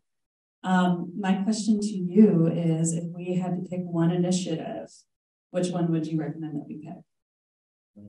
I would say as the preliminary stage, because Human Element's first objective is to really push out what you offer to small local businesses.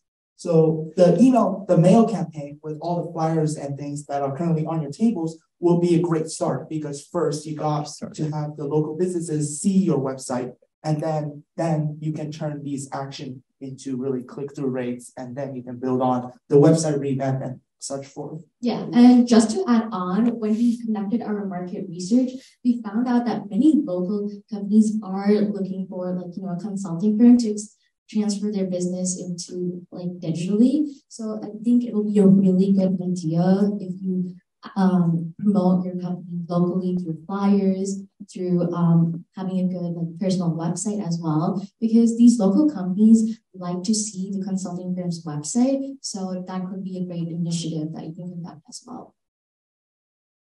All right. Thank you. And again, feedback from the audience. Support your cohort, anyone? All right, let's give them a big round of applause.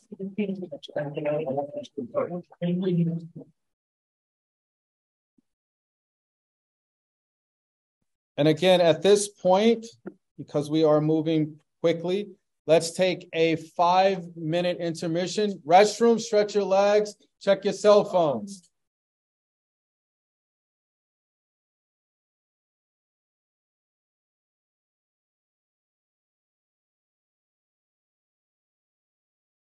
This is wild. Who's up next? I got you. All right. So when you were looking at the drive, which I was like, not the they should. Okay. When they changed the schedule this morning, it is on the right hand side. Yeah, but they need to. If they're gonna change it, there they gotta update the slides. I am. So order. Well, then it was. So I was like, who's up next? Right. You just got done with those human elements. I think AI for education will be the last. Yes, they will. So essentially, you're gonna have Catholic, Ecovia, and then AI for education. AI for education is here, and then Catholic insurance can't make out. So I will make sure that when we do. So here's the deal. Do you want to go? So this is the confirmed order. Hello. Reminder, they're just not going to say we need the sound. We noticed that there wasn't a sound video as well. Just I don't know if it's muted or if you guys turn off the sound. But It's like it has to do with how this camera is recording you and feeding into this. When you guys ran it this morning, did the sound work? no, we ran it through like this morning. Yeah, the sound works, but Okay. we didn't notice any sound. Have any reason to think that the sound is not going to work?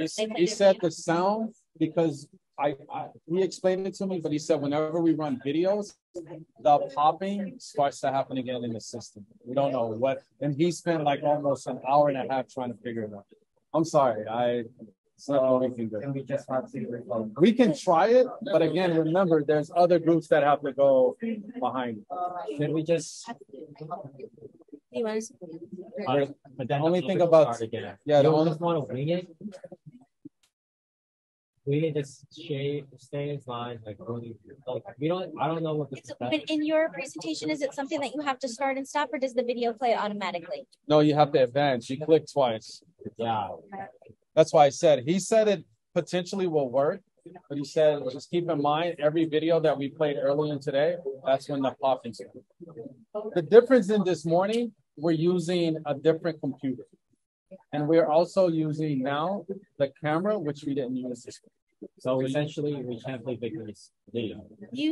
We can try. I feel like if you bless you, I feel like if you embedded it, but if it doesn't play, like just be prepared to like say his part. Tell me how you feel about that. Okay.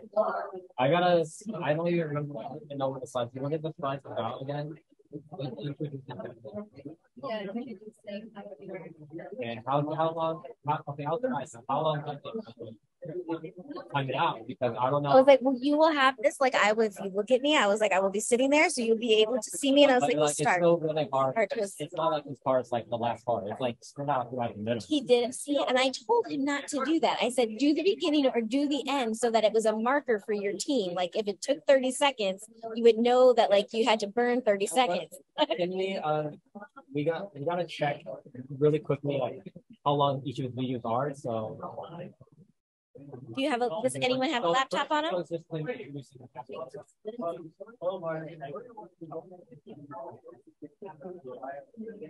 think that's 100%. And then what is that again?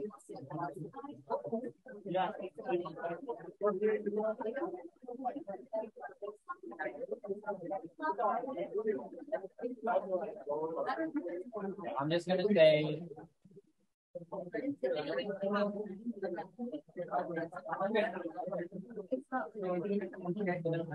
I was like, let me get this started with. Okay, you just want to go up after your class for AI, and you would just like to do what now? Grab the mic, and then we'll give you. No, I can have to go from the next quick. It's like 2 minutes. Okay. Yeah, I'm gonna say let me make sure that he knows so he can't be surprised anymore.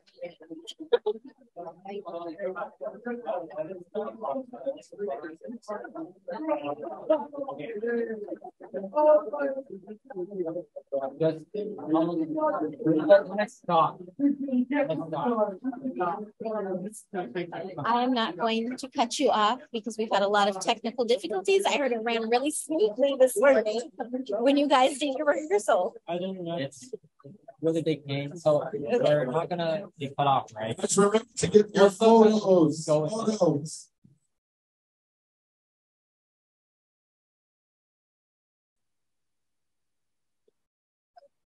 The last presents the AI for education. The students would like to give a presentation to you for 2 minutes. So can you give closing remarks and then let them come up?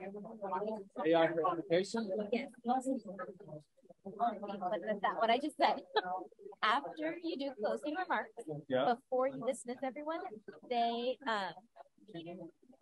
yeah, AI for education is last. So after that, people want to give a. Okay, he did tell you because it's like he said. But what I'm saying is AI for sure the last. Yes. Okay. And I was like, do we need to click through that? Are they in order, the slides? Can you unplug this or like so that?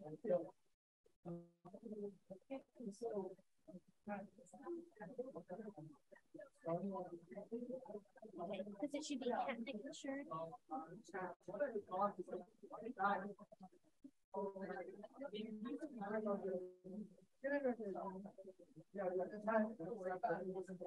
So right now it's Catholic insurance. Right. Yes. Team 7. Team 14. Yes. Just give me 1 second. We're working on it. Copia 14 and then a Copia 12. Larry, can we not test it out? We're trying to do it now. Okay. And then the last one will be AI for education. That's the one I have to go. Well, this one is built in also. Which go back. Go back. Synergy Connect. That's what I'm saying. What is this? I don't know what that is. This is part of their presentation. No, that's a different group. No, that is. That is a Covia. It's two Covias. So I was like, I feel like don't rely on reading the first panel. This is a Covia as well. This is the first slide for a Covia. And who's it? Let me see. That's Olivia. Yeah. Ecovia Renewables. Okay. And then last will be AI. Okay. Cool. Let's check if we can play our go back. That's AI. I think that's it. No. That's it. That's why I said it's last.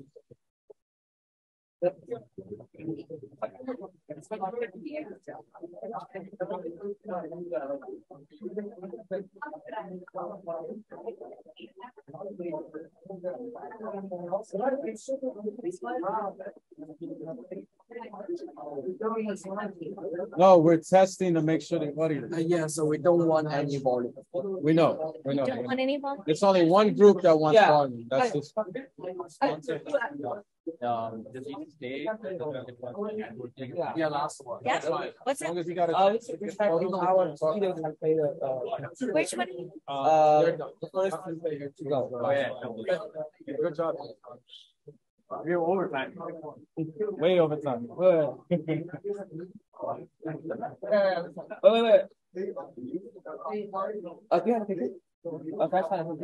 So go back. Hold on, that's his first video? Yeah. Okay.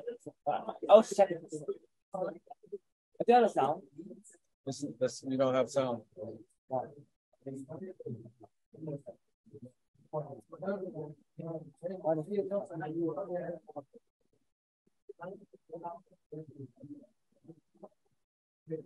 it's not working. How do we do it in the morning? Yeah, it works out. Well, yeah, because they have this webcam and then they change the computer as well. You know what? What we could do, if you can get Mara, tell Mara we need her computer. And that was the device we used this morning that way. Yeah, let's. I suppose that, or is it just we can feed like on their YouTube device? We can play on. You can play video, but it's not sound. So let's put it on me.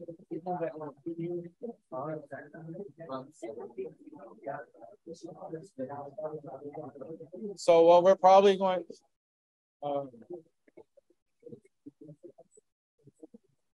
Yeah, we had so many tech issues today. And it worked very fine this morning.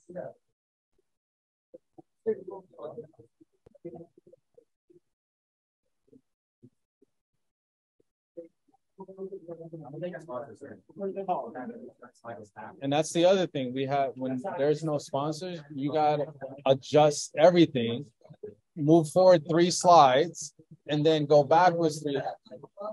It's I don't know. Yeah. Presented 2 messages. Yeah.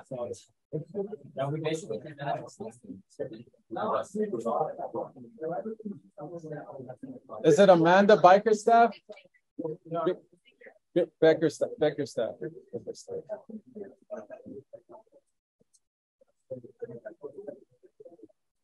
So we have an issue now. So they have a video. Okay. Yeah. Yeah.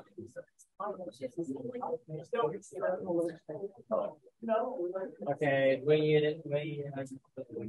I don't know how you guys are going to do it. What's wrong with the video? It's not. We have no audio. Yeah.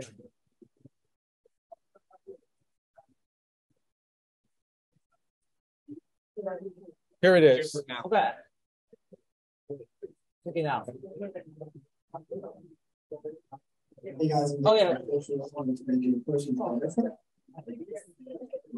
Thanks. Hey guys. It doesn't matter. Yeah, it doesn't matter. No, I apologize for all the technical difficulties. This is not a normal thing.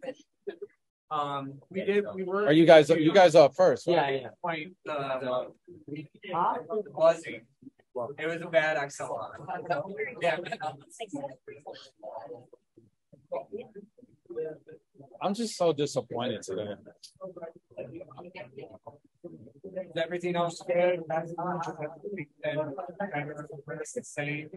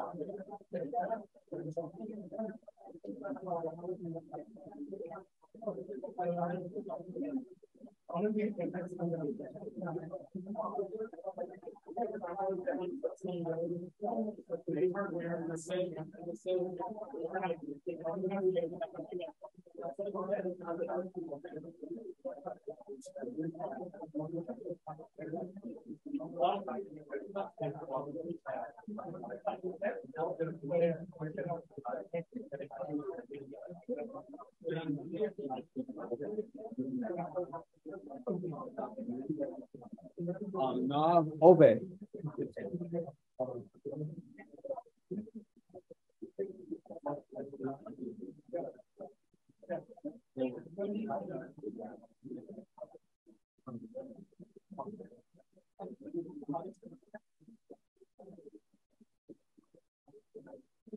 Pranav Obey? Yes. Yeah, there we go. You were actually on the Zoom chat. Yes.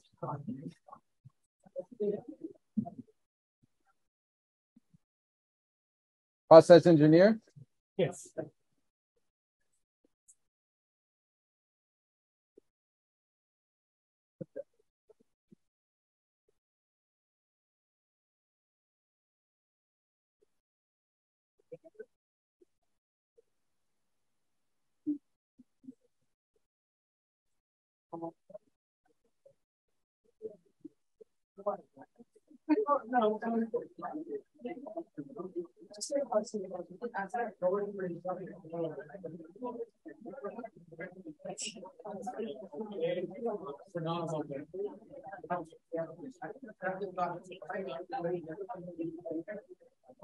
Right now?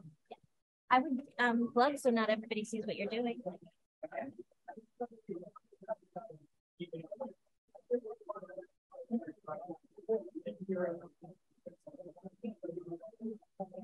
But I was like, I don't know who it is before you do this. No, he's not here. Obey is here. Pranav Obey. But, okay, but that is the right thing. He is the right. He's the founder. This is the founder. Kosei, I'm Pranav. Kosei said is the founder, correct? CEO. CEO, yeah. Because I feel like if that's not right, like just delete it.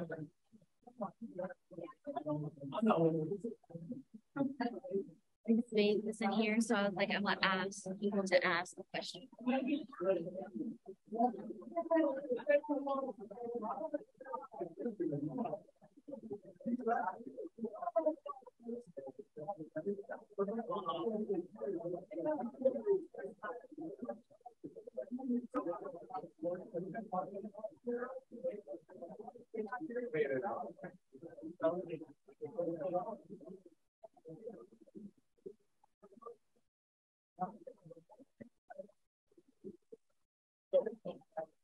Okay, ladies and gentlemen, let's make our way back to our seats, please.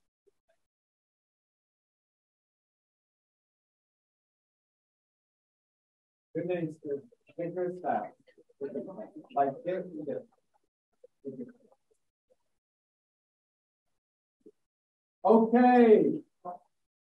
LaunchX staff, RCs, can we help our launchees back to their seats, please?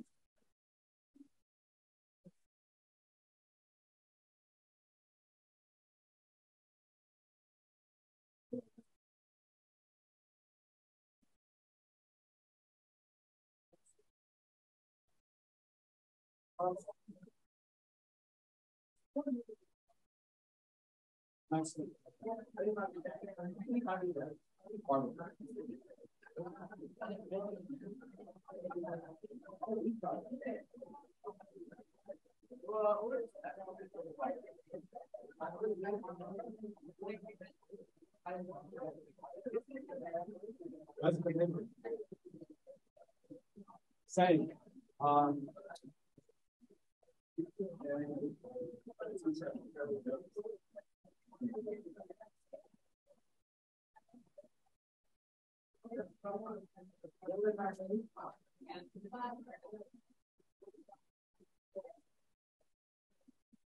All right, ladies and gentlemen, we're almost there. May I please have your attention?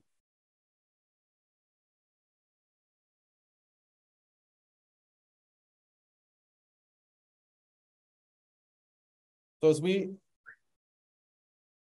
please grab a seat.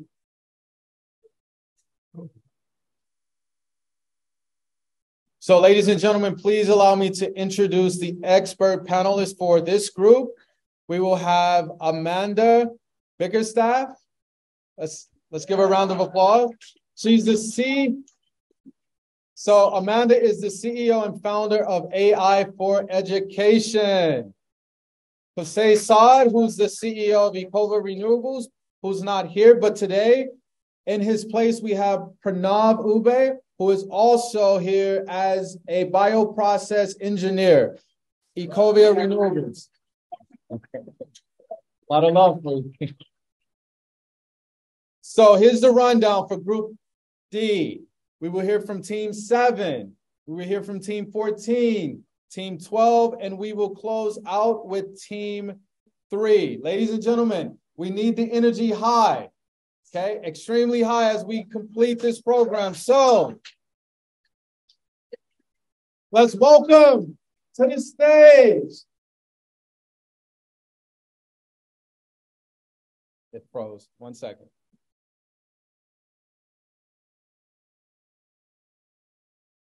Let's welcome to the stage team 7. Please come on up.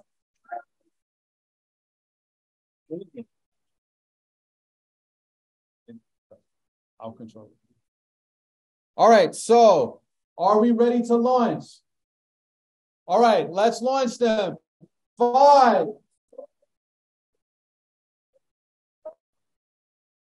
Good afternoon, everyone. Have you ever tried to contact customer service, but it was 8 p.m. and no one got back to you? Well, our team believes that artificial intelligence, or AI, can help. So how do we use AI to revolutionize customer service? As a general introduction, my name is Benicia. This is Frankie, Jaden, Bobo, and Victor. Hey guys, I'm Victor. Unfortunately, I wasn't able to make it in person today, but I just wanted to give you a quick introduction on our sponsor company. Now, Capnic is an insurance brokerage firm. Essentially, what that means is that businesses of all different sizes, of all different industries, come to Capnic, and Capnic puts together a complete business insurance plan for them. They then act as the intermediary, negotiating rates between the insurer, for example, Geico, State Farm, and the client. So why should we help? Our goal is to implement technology that doesn't just save time for clients, but also Capnic as a company. So what's the problem? There are only 2 ways to contact Capnic: email and phone call. We are slow and updated. Think yourself as a customer at Capnic, and you need 3 days to get data you want by email, and we're here to save it. Now, our solution is an AI chatbot. Our AI chatbot will be able to answer client questions while also asking a set of questions themselves in order to prospect potential clients for Capnic Insurance.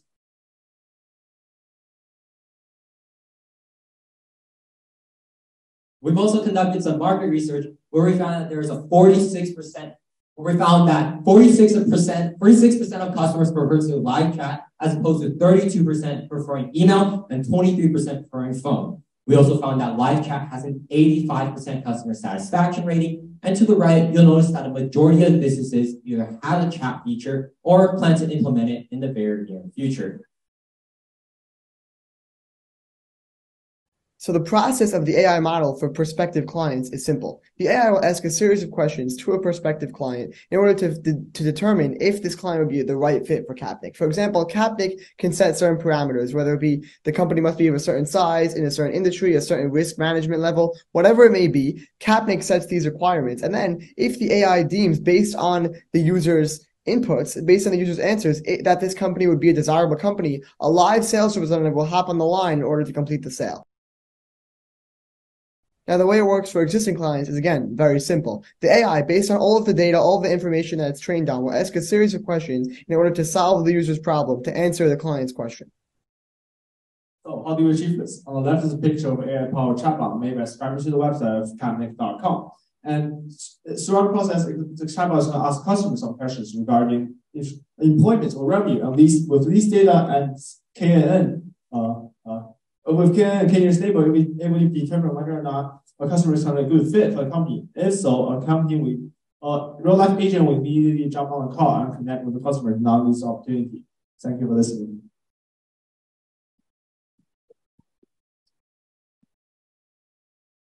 Thank you. Hey, I know your company couldn't be here, so I'm just gonna ask you a question. First of all, I really like the human in the loop for the current customers if something's urgent, so I really like that. But I guess my question is, chatbots are not that reliable, and they're actually not very conversational yet. So have you guys thought about a way to have a hybrid with a live chat behind it? Actually, I don't know if you heard, but we do have a live chat feature. Maybe we were talking too fast, but essentially how it works is that there's going to be an AI chatbot first, right? And then once, maybe clients have a really small question they might have about Capnic Insurance, the AI will be able to answer the question as opposed to maybe calling Capnic Insurance or emailing, which is quite frankly outdated. And if they're not in business hours, then it'll frankly just waste both sides' time, right? And if if the client has like more like in-depth questions, they can definitely connect to an agent through the live chat. So we should have a live chat. That's great. I think that's a really smart idea. Thank you, guys. This is great work. I guess the question I had, do you guys have any background in coding? Oh, I have the most background in coding. As you can see, obviously on the prototype slide, like the code on the right is basically the code created. I was just curious, like, what was the process like looking into this problem? Like, do you have to put more efforts towards technical side of it, how it performs, or have to work on code? So like basically, like our prototype has two parts. Like the first part is AI chatbot, like it's basically a proof of concept. And the first part is AI chatbot, which remains through chatbase.com, which is a hybrid of ChatGPT. And for the second part, our sponsor asked us to make like a prediction model to be able to determine whether a client is a good fit for the captive insurance company. If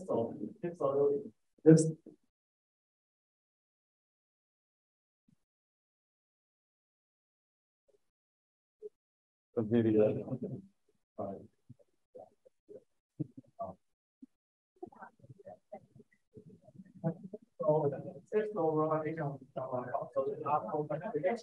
So for the prediction, I made that two times smaller than this one. One is KN, one is like competition, and one is regression. I don't trust the data because my sponsor just wanted a simple version of the concept. Like with KN, there is one the center code make, and I call it on the A++. It's temporary data from the company or some company that collaborated and they some like yeah. Oh, there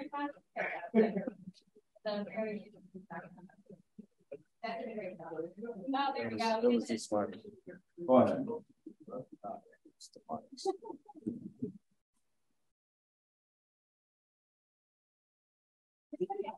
Does anyone else in the audience have a? Okay, thank you, Olivia.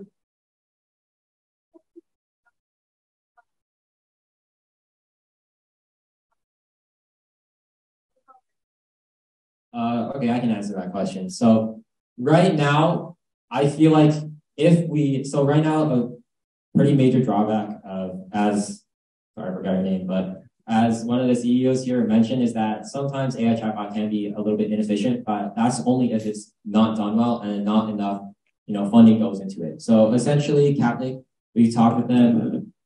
They're going to get like an IT professional, an IT team working on this. So essentially, they'll be able to, put a lot more time and funding into this to make sure this vision that we have will be able to come through and that it'll be able to implement into the company as a lot of other companies have been able to do. All right, good job.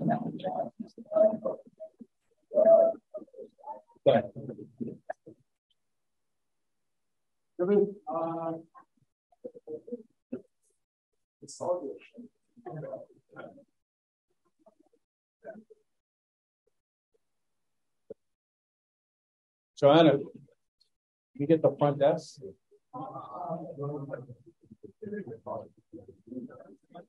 All right, let's give them a round of applause. You may be seated, guys.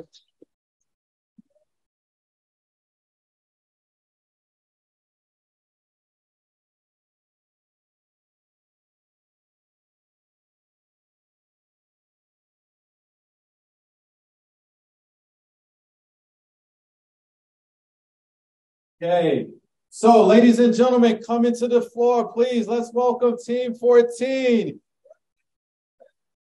Ecovia Renewables, let's go. All right, so are we ready? Are we ready to, give me a second. Yeah.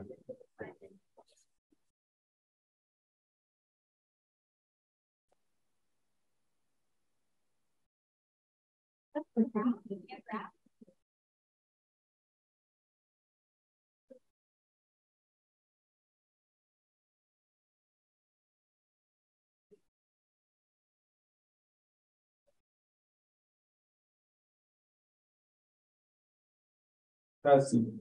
Testing.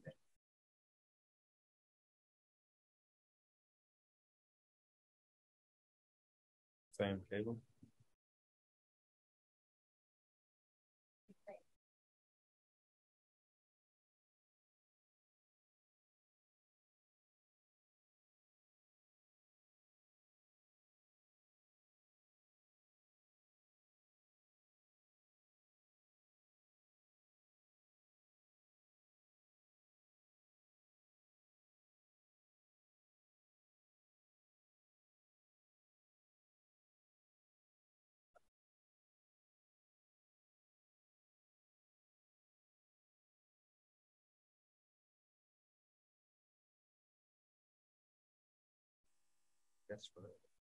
All right, ladies and gentlemen, let's give it up one more time for team 14.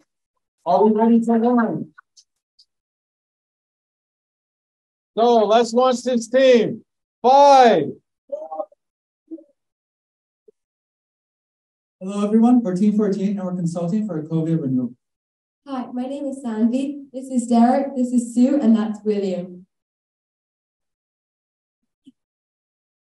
Ecovia is an early-stage biotechnology company commercializing a bioprocess to replace traditional superabsorbent material.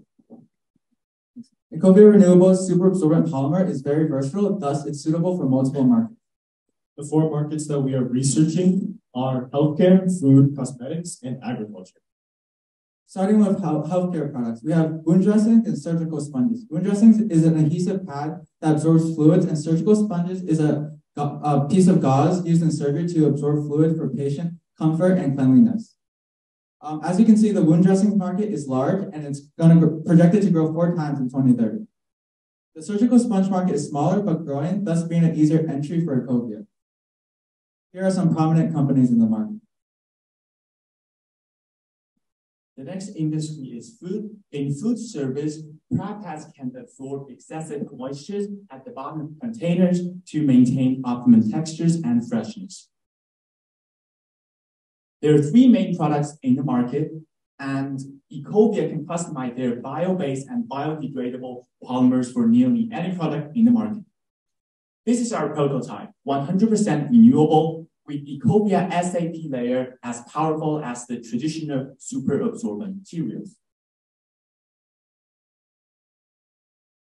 So the next industry that we have researched into is the cosmetics industry. We have found that many cosmetic products can actually include SAPs to absorb the excess of many people's faces in cosmetic products. The 4 main cosmetic products that actually do use SAPs are blotting paper, mattifying primers, mattifying powders, as well as low-control moisturizers. On this slide, as you can see, these are the 4 different main products that use SAPs and the percentage of products in that market that actually do use SAPs. So as you can see, 45% of all mattifying powders do use SAPs, so it would be a very good first product to invest in. Next is the agriculture industry. Drought is a big incoming problem in America, and how SAPs will help is that they can hold 400 to 500 times their weight in liquids. And those are not the only states, as shown by the map that shows all the other counties and states that are affected by drought. And in the soil amendments market, which is the SAP market for the agriculture industry, is projected to grow by almost 3 times as much in the next 10 years. And these companies are some of the ones that are currently in research and development. For more information on our supply chain and extra info, please scan this code. And thank you all for listening, and to our sponsors for attending.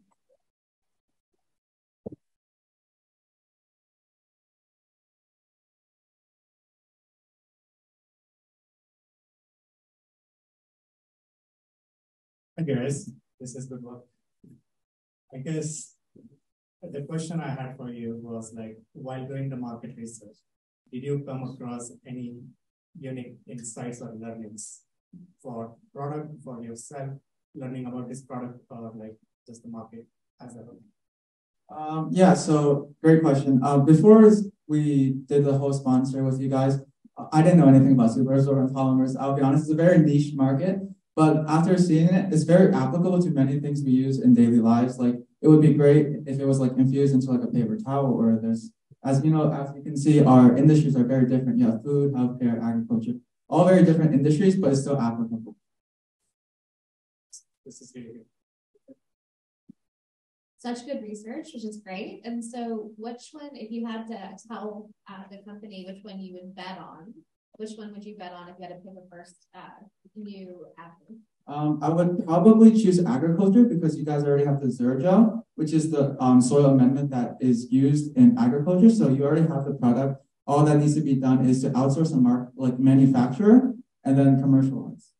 Yeah, and also in the supply line, it's a very easy application. It's the same as how agriculture usually works, except all you have to do is throw some Zergel in and then you continue. So it's a very easy application. Thank you, that's great. All right. Anyone in the audience? One question, some feedback. Anyone? Okay, let's give them a round of applause. Thank you.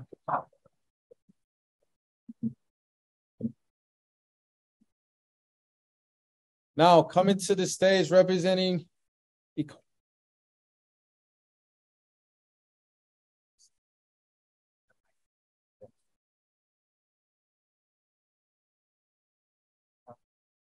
Renewables. Ladies and gentlemen, let's give it up for them.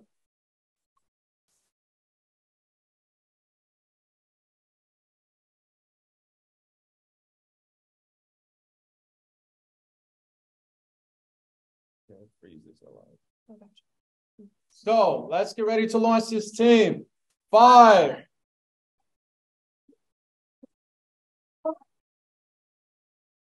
Sustainable, biodegradable, and non-GMOs. Only Ecovia, a research and development startup that was founded in Ann Arbor, Michigan, has successfully produced this kind of environmental friendly and water soluble biopolymers. However, for this kind of fermentation startups, they often struggle on gaining the initial access to the facilities that are used to the biopolymer production processes. So how should Ecovia do to gain this kind of access to expand their skills with financial resources that can help them to bridge their capacity gap? So we are Team 12, and we are here to present our solutions. So we propose a two-step comprehensive solution to this problem. The first of which will give Ecovia kind of access to contract manufacturing organizations in the short term, and the second of which will give Ecovia the resources needed to actually build their own fermentation plants in the long run, which is kind of their end goal. So next one. This is what the current CMO engagement process looks like, and we're seeking to expedite the processes between solution steps 1 and 2 and steps 4 and 5. So solution 1 is targeted at the long communication times with CMOs. This process takes 6 to 12 months currently, which is a huge strain on already limited cash flows for the company. So the solution is a comprehensive questionnaire of a list of facilities that Ecovia could work with and a list of specifications that a CMO would need to fill in order for Ecovia to work with. So this would actually answer most questions before even the first meeting, which would significantly expedite the process and save water. To address solution 2, we have concluded that Ecovia would benefit most from a long-term partnership that provides financial funding and resource support. So those partnership options include merging the company through a private entity, joining a consortium, providing exclusive rights to Ecovia's products to a commercialized company, and finally, seeking angel investors and non-government organizations to support. To determine which of these options would be best to match with Ecovia's long-term vision, we developed a scoring and weighting mechanism, which uses programming and statistical and residual error analysis to identify which criteria are most important for Ecovia to ensure the partnership's success. So as you can see from the graphs, the best solutions for Ecovia from our findings included angel investing, joining a consortium, and partnering with an NGO. Now, angel investing is one of the best solutions as Ecovia is transitioning from its R&D stage to commercialization. By partnering with an angel, they will be able to get mentorship, opportunities, as well as greater market share. In addition, however, there are also risk and mitigations to consider, such as finding the most beneficial financing options for Ecovia, as well as preparing for the company once the investors are finding exit strategies from Ecovia. Now, collaborations with NGO complements with the angel with the angel investing with a wide range of benefits. The NGO actually provides real data and insight that Ecovia could learn from to better understand the market and demand, as well as enhanced brand improvement, as well as more innovation and funding opportunities in the future. Thank you so much.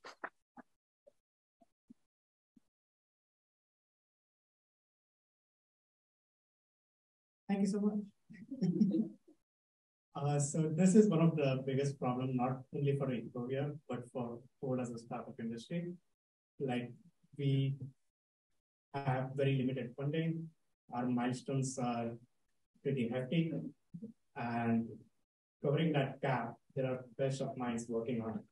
And I'm really glad for LaunchX program for giving these initiatives, having young minds look into the industry challenges. I guess my question for you guys would be, we worked for the past few weeks now trying to address this. So what was the challenging aspect of this project?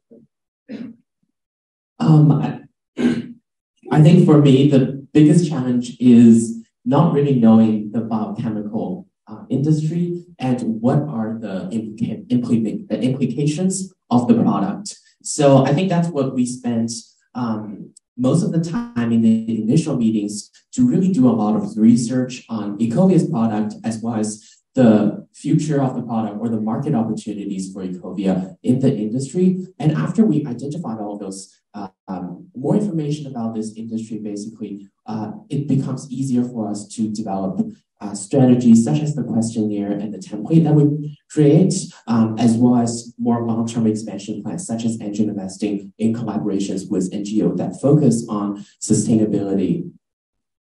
Yeah.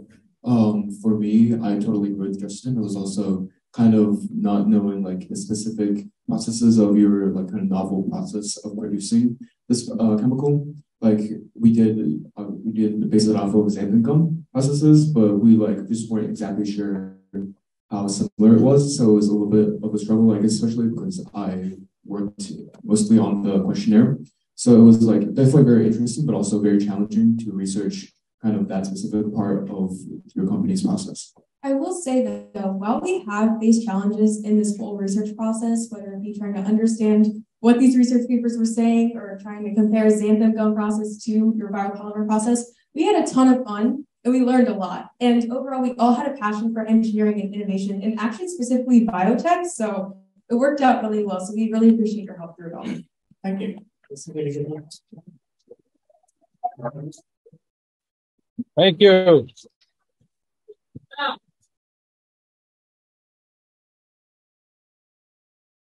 All right, ladies and gentlemen. Let's stand and receive our final team for the 2023 Innovation Program.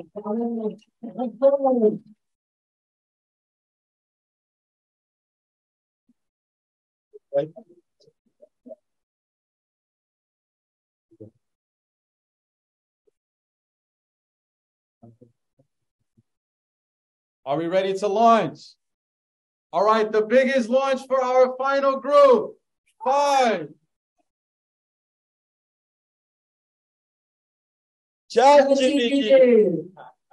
When I say this word, what image pops into your mind?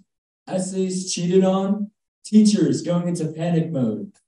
Now, I'd invite you to change your perspective on this. From ChatGPT will take my job away as an educator to ChatGPT will make my job easier. Now meet our team of consultants. My name is Kane Kim. I'm Angelina Ryan. I'm Justin Lee. I'm Abslam. Now, in this field of education where AI is challenging the scope each and every day, one company leads the way.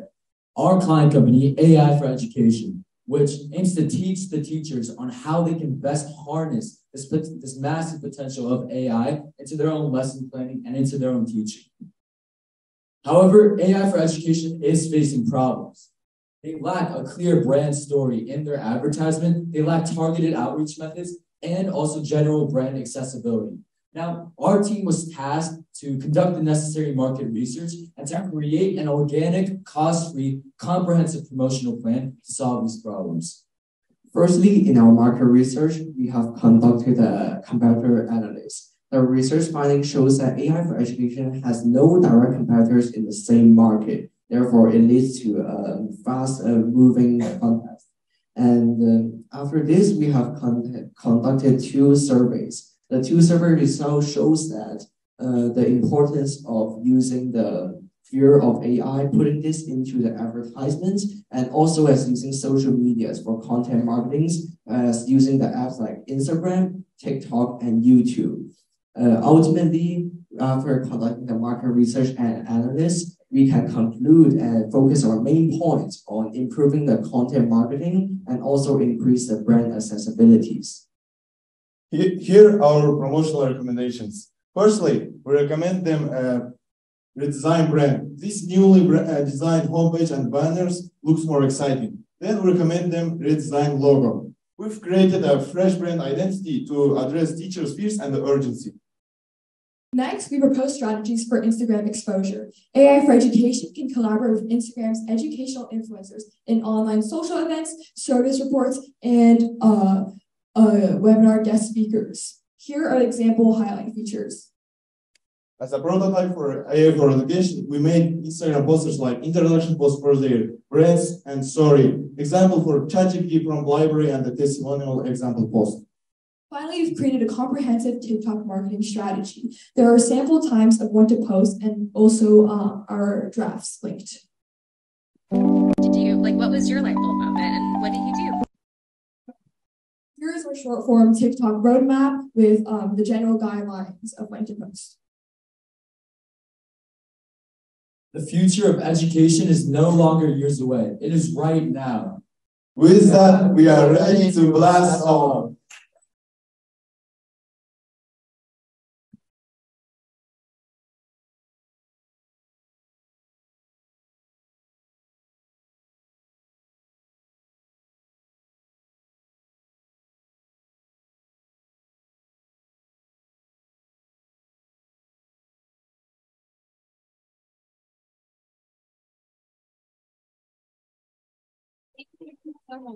All right. First of all, I know how hard y'all worked because we did press you to build something really usable for us because we're a brand new company, and I think you guys did a beautiful job of taking what we talked about and creating some actual strategies. So I really appreciate that. So if I only had one thing you guys could do, I'm only gonna be able to do one thing you suggest first. What would it be? We definitely recommend the TikTok and the Instagram page and just general SM marketing.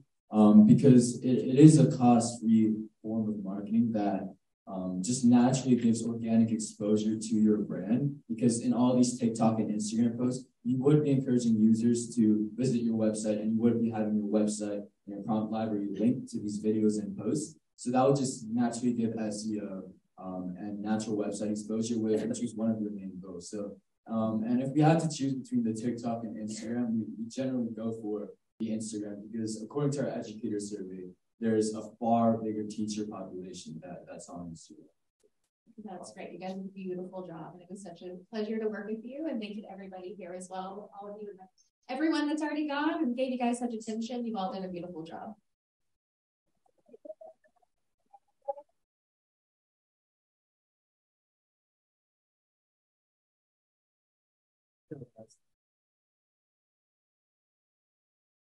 Because, so yeah, as you know, there's kind of people don't know what to expect from AI. There are fears out there. What was your experience working on an AI platform? How would you see it? So for me, when I first have been touched in ChatGPT, so I've never heard about that. I don't know what is it. And I use it, and for my homework, I just ask a simple physics question and gives me a very fully answered question with all the explanations and all the details. Then I noticed that the AI is like, some days it may take over human, it can help human. Stop away. Take it that way. Yeah, but eventually I think it will be humans' best friend, and it will help human. Yeah. Thank you. Right.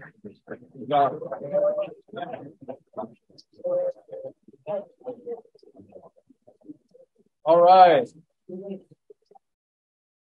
All right, let's give them the biggest round of applause. That's our final group. Come on. Guys, good job. Good job.